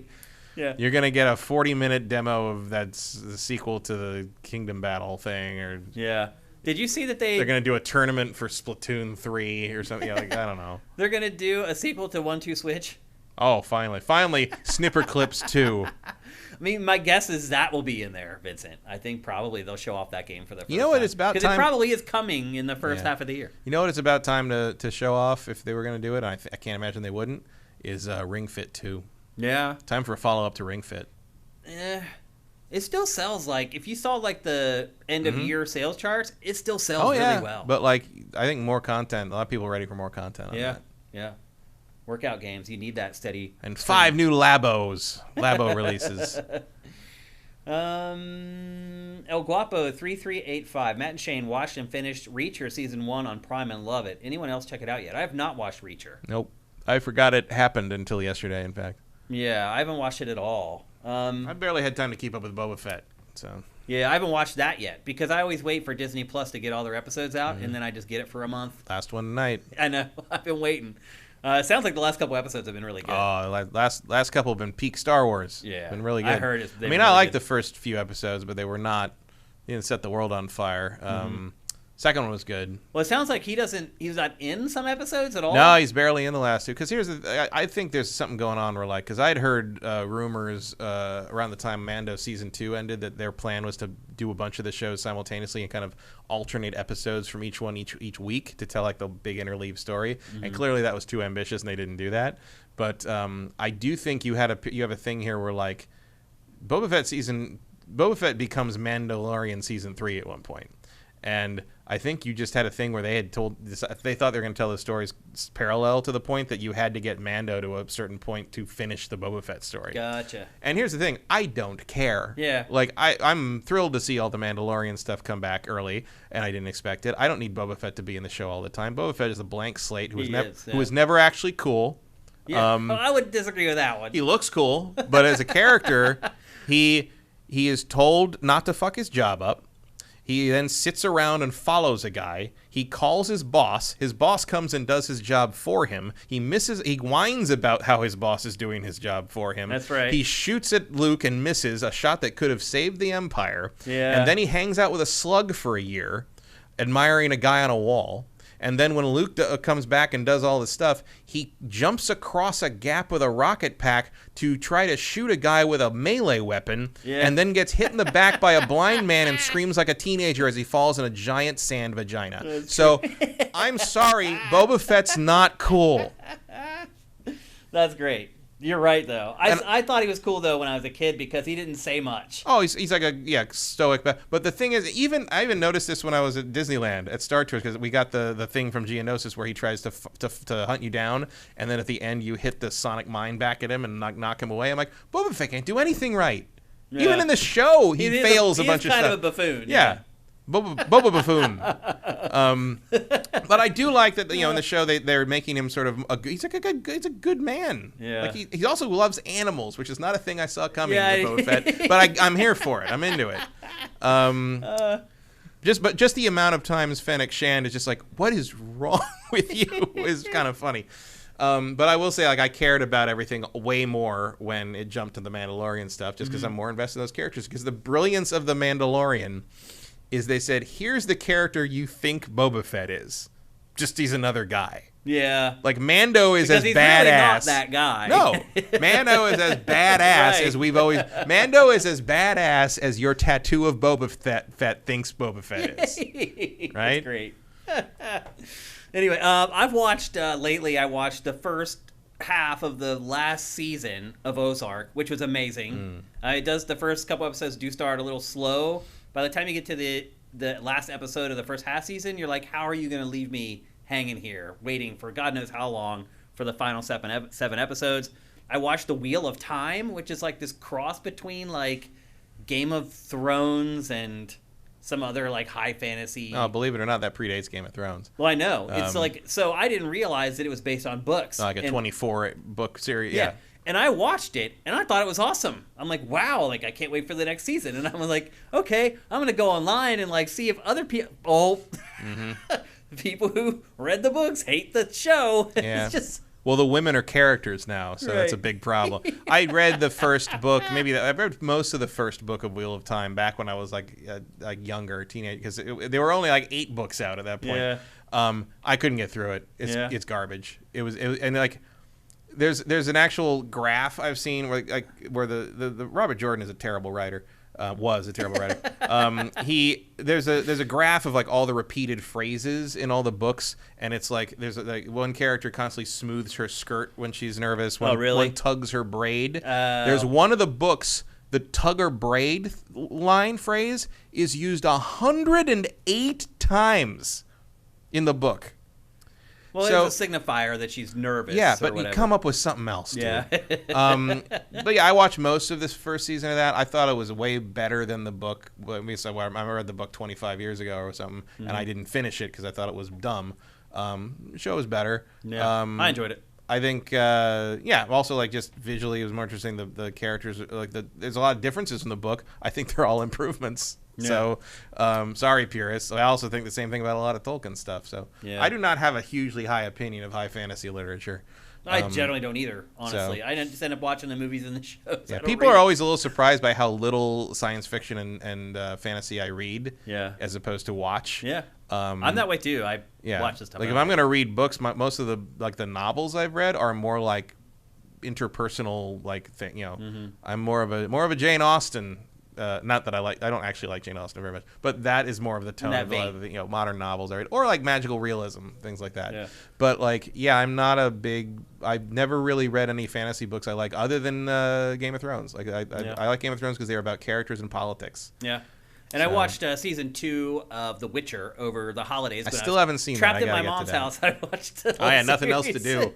Nothing else to do. You might as well watch a guy who's making the same noise you are. Exactly. And I thought that was really good. It did... I don't know. I thought the ending wasn't great. Like, it didn't really build up to anything where I was like, oh, I can't wait for the next season. But I thought the season was good overall. Yeah, I haven't seen it, but I heard that it kind of there's an assumption that season 3 is coming, and it just sort of stops. Yeah. It doesn't wrap up in a satisfying way to keep me like excited for the next one. At least it doesn't do the multiple timeline thing with no hints this time. Right. I thought that was a little irritating in the first one. Yep.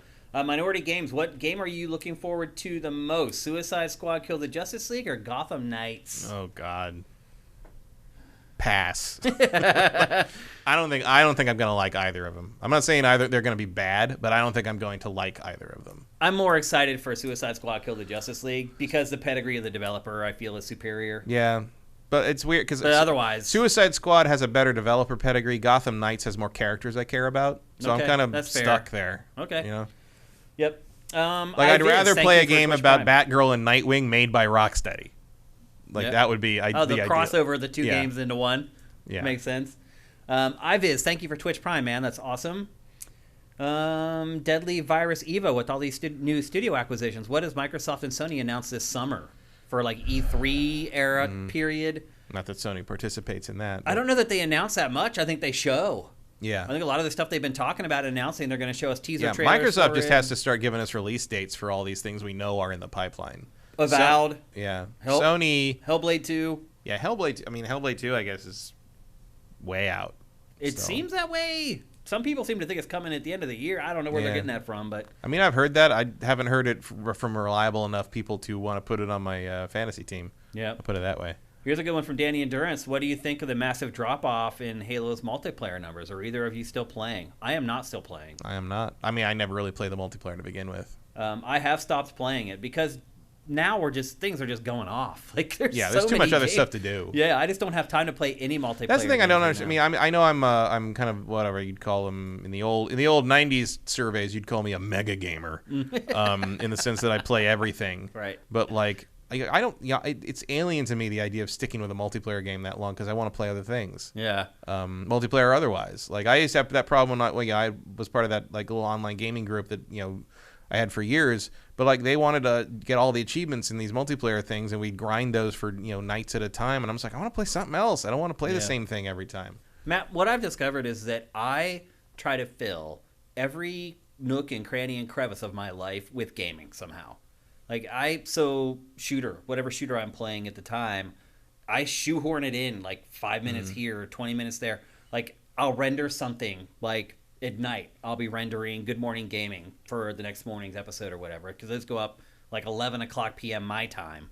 And so I'm always working on those really late. And while like that show is rendering, I'll run outside and I'll play a game of Rocket League, or up until a couple weeks ago, I was playing a game of Halo Infinite. So I'm a little worried for myself that I do that. Like I do feel like I have some kind of a subconscious tick almost where I am always trying to make sure, like my mantra that I say to myself is, ABP, always be playing, because I feel like for me to do what I'm doing without the resources that most people have to do it, I always have to be playing a game. Or if I'm not always playing the game, I'm writing a script for something related to the games that I've been playing. I have a problem drawing the line and compartmentalizing my life and separating like my work from my pleasure. So that's something I could work on. It hasn't been easy. Like I said before, like I've admitted that I'm addicted to games. Like I just am. I think I'm kind of the opposite, where I think about like if we weren't doing this show, like I don't know how much I'd play. Period. Like I would probably have gotten Dying Light 2. You bought it? Yeah, I probably would have done that. I mean, this month would have been probably an exception. I would probably get Dying Light 2 and Horizon and Elden Ring because they're all many things that I like a lot. But like the last couple of months. Like I think I would go weeks without playing stuff at this point. I think games have sort of shown me what and like some of the stuff I played in the last like month. When we had kind of there's a bit of a lull between the beginning of the year and Arceus. Yep. Like I played Greedfall. Yeah, went back and played old stuff. Some of that stuff. And you do that more than I do. You go back and play older games more than I do, for sure. Yeah, and only a little bit. It's not like I sat down and played Greedfall for hours on end. I was just like, I'll play some of this, and I was done. I didn't go back and play. I did something else. Yeah. Like I am definitely I feel like I'm hitting a point where like if I was left to my own devices, I would be very, very picky about what I played. Okay. And a lot of stuff would be like kind of going back to play the stuff I knew I enjoyed but didn't have time again to finish. And realize. And there's also, like I said about the Dying Light 2 takes place when I'm 60, and I'm like, that's not that far. That's like 2008. Yeah, that's 2008 in the other direction. That's not that far. That's scary. It's really scary. Like there's a element of like playing Skyrim. I'm just like, I'm probably never gonna play this game again. Like, this is probably the last time I'm ever going to play Skyrim, because why would I do that again? I played it 4 times. I said that like 10 years ago. Yeah. This is the last time I'm playing Skyrim. I think of that when I look at all my shelves of all those games I have in my office there. It's like, I'm like, I am probably never going to touch 95% of these again. I've been coming to that realization too. The rest of my life. Like I looked at my library. I use my library sometimes to come up the next with, time someone picks this game up, is that going to be my niece getting rid of it after I'm gone? I'm dead. I know. Yeah. Yeah, so I use my library sometime to come up with the games for Name That Game. Mm-hmm. So sometimes if I'm not inspired for a game or whatever, I'm like, okay, I need to come up with this because I need to write the clues. I'll just walk out and I'll just stare at my shelves and just look through all the games. And that hit me the other day. I'm like, first of all, I touched one of the games and there was that much dust on top of one of the piles. And I was like, how long has it been since I've touched any of these? Yep. Like, am I going to play Golden Axe Beast Rider again? No. No. So why do I even have it? Like, I don't know. There's deep psychological questions. Yeah, this Q&A went a weird direction here. I didn't mean to get us into mortality here. No, I think anyone our age thinks about that. My birthday's next week. I'm thinking about it, From Sneaky. How you doing, brother?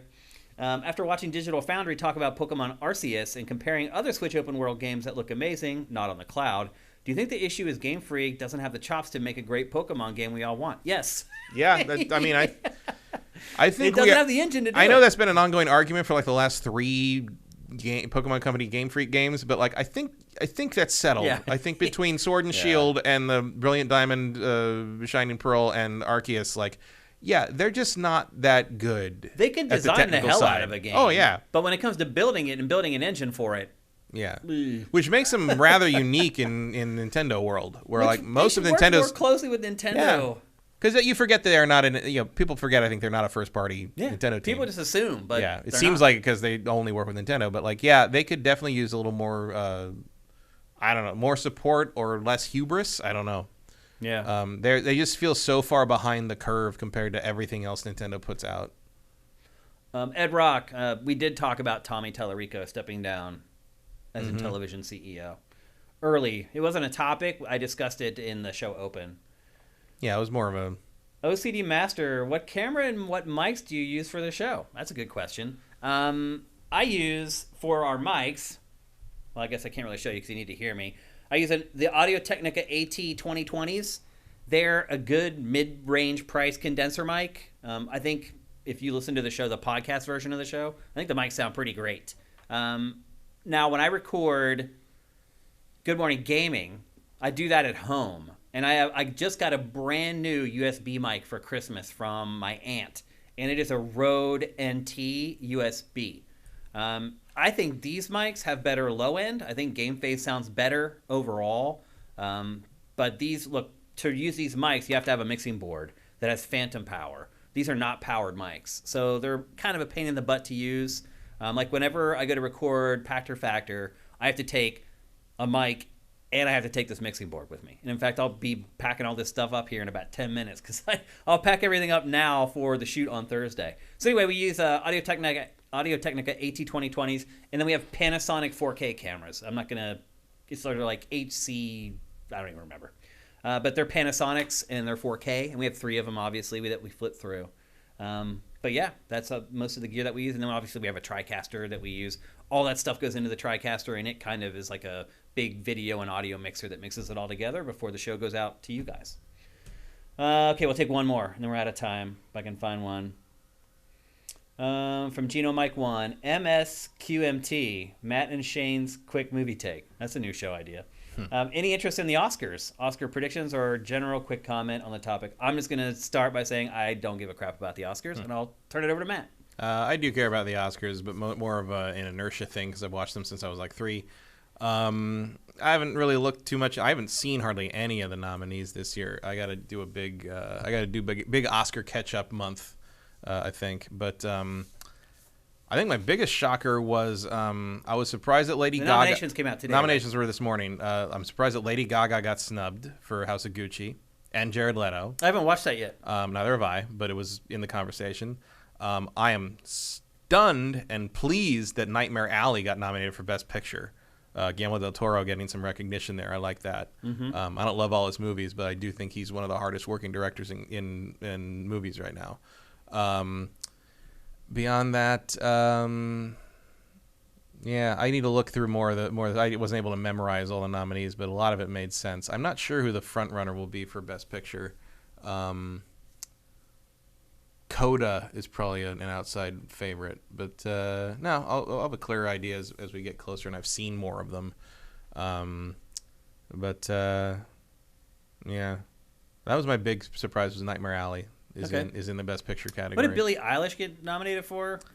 I was like, how was she nominated for an Oscar? Was it song? Was there a song? Maybe. I don't know. That's why I was asking. I just I saw don't her name remember in the the songs. headline or whatever. Oh, and West Side Story is in there. West Side Story is interesting because West Side Story was a bomb. Didn't Spielberg just set a record for most Oscar nominations today? I think so, Yeah. But West Side Story tanked, like, hard. Have you watched it? No. I hear it's very good, though. Yeah. And it was a huge success, so I knew it was going to be in the nominations for this. I hate musicals, except for West Side Story. A lot of people say that, I think. It's the only one I can watch. Mm-hmm. The rest of them, no way. Well, this one, I mean, he got director, and it got nominated for picture, and a few things in there.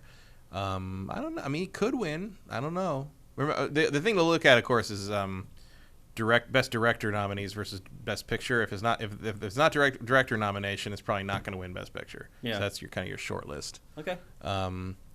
I'll have a more clear idea of things as we get closer to it, as I've seen more of these things. But yeah, I'm just happy for Guillermo del Toro today.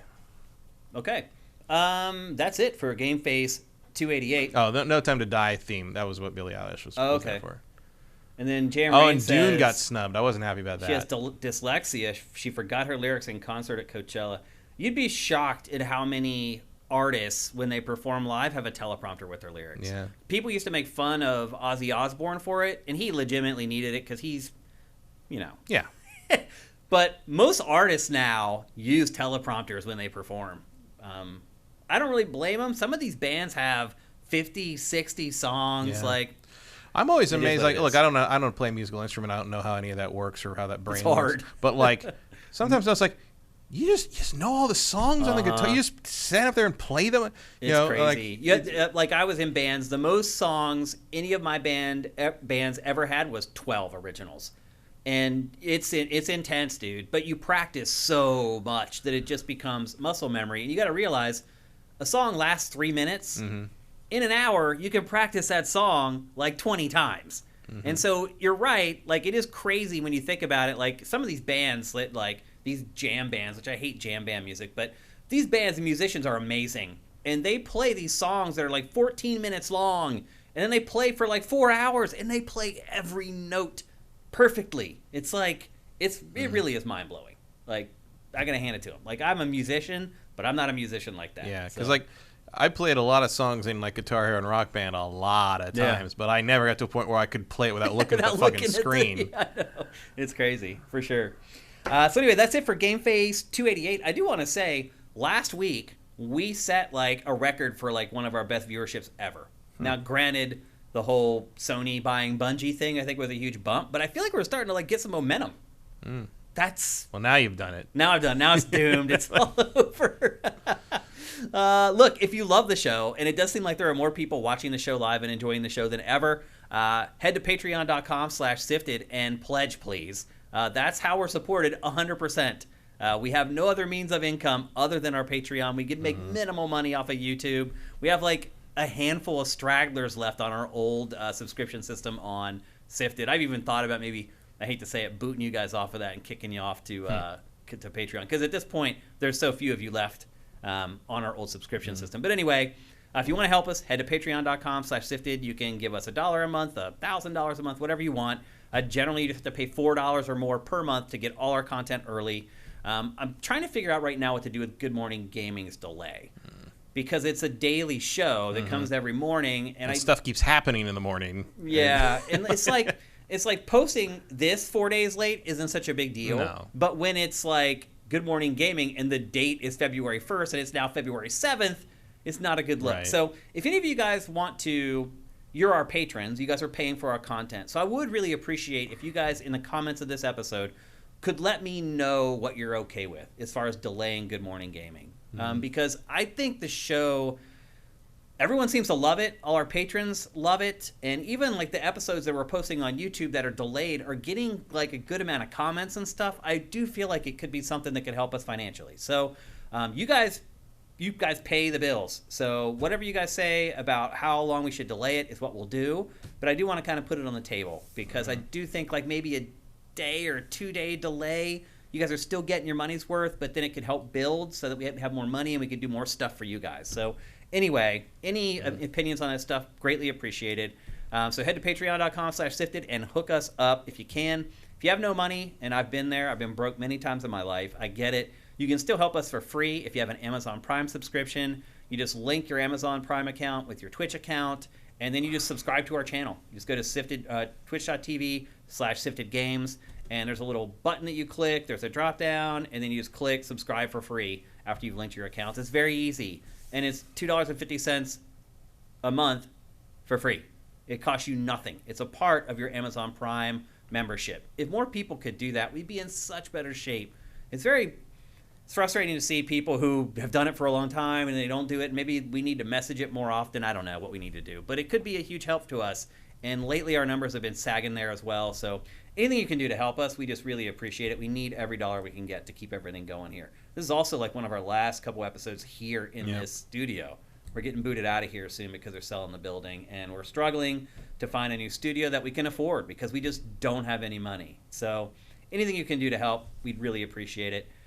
We'll try to bring back Name That Game next week. If you guys are cool without prizes, we'll see how that goes. Yeah. And Gino, Mike, I will definitely give a more thorough Oscar prediction thing closer to the Oscars so you all can win your Oscar pools. Oh, yeah, that's right. I forgot about that. It's like fantasy football for Oscars, kind of. Yeah.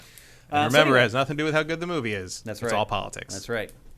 So there you go. That's GameFace episode 288. Thanks to everybody who watched the show live. You guys are awesome. Again, like last week, we had like one of our record audiences for a stream of GameFace. So things are trending in the right direction. Let's keep it going. Thanks again, you guys. Have a great week. GameFace is up and out.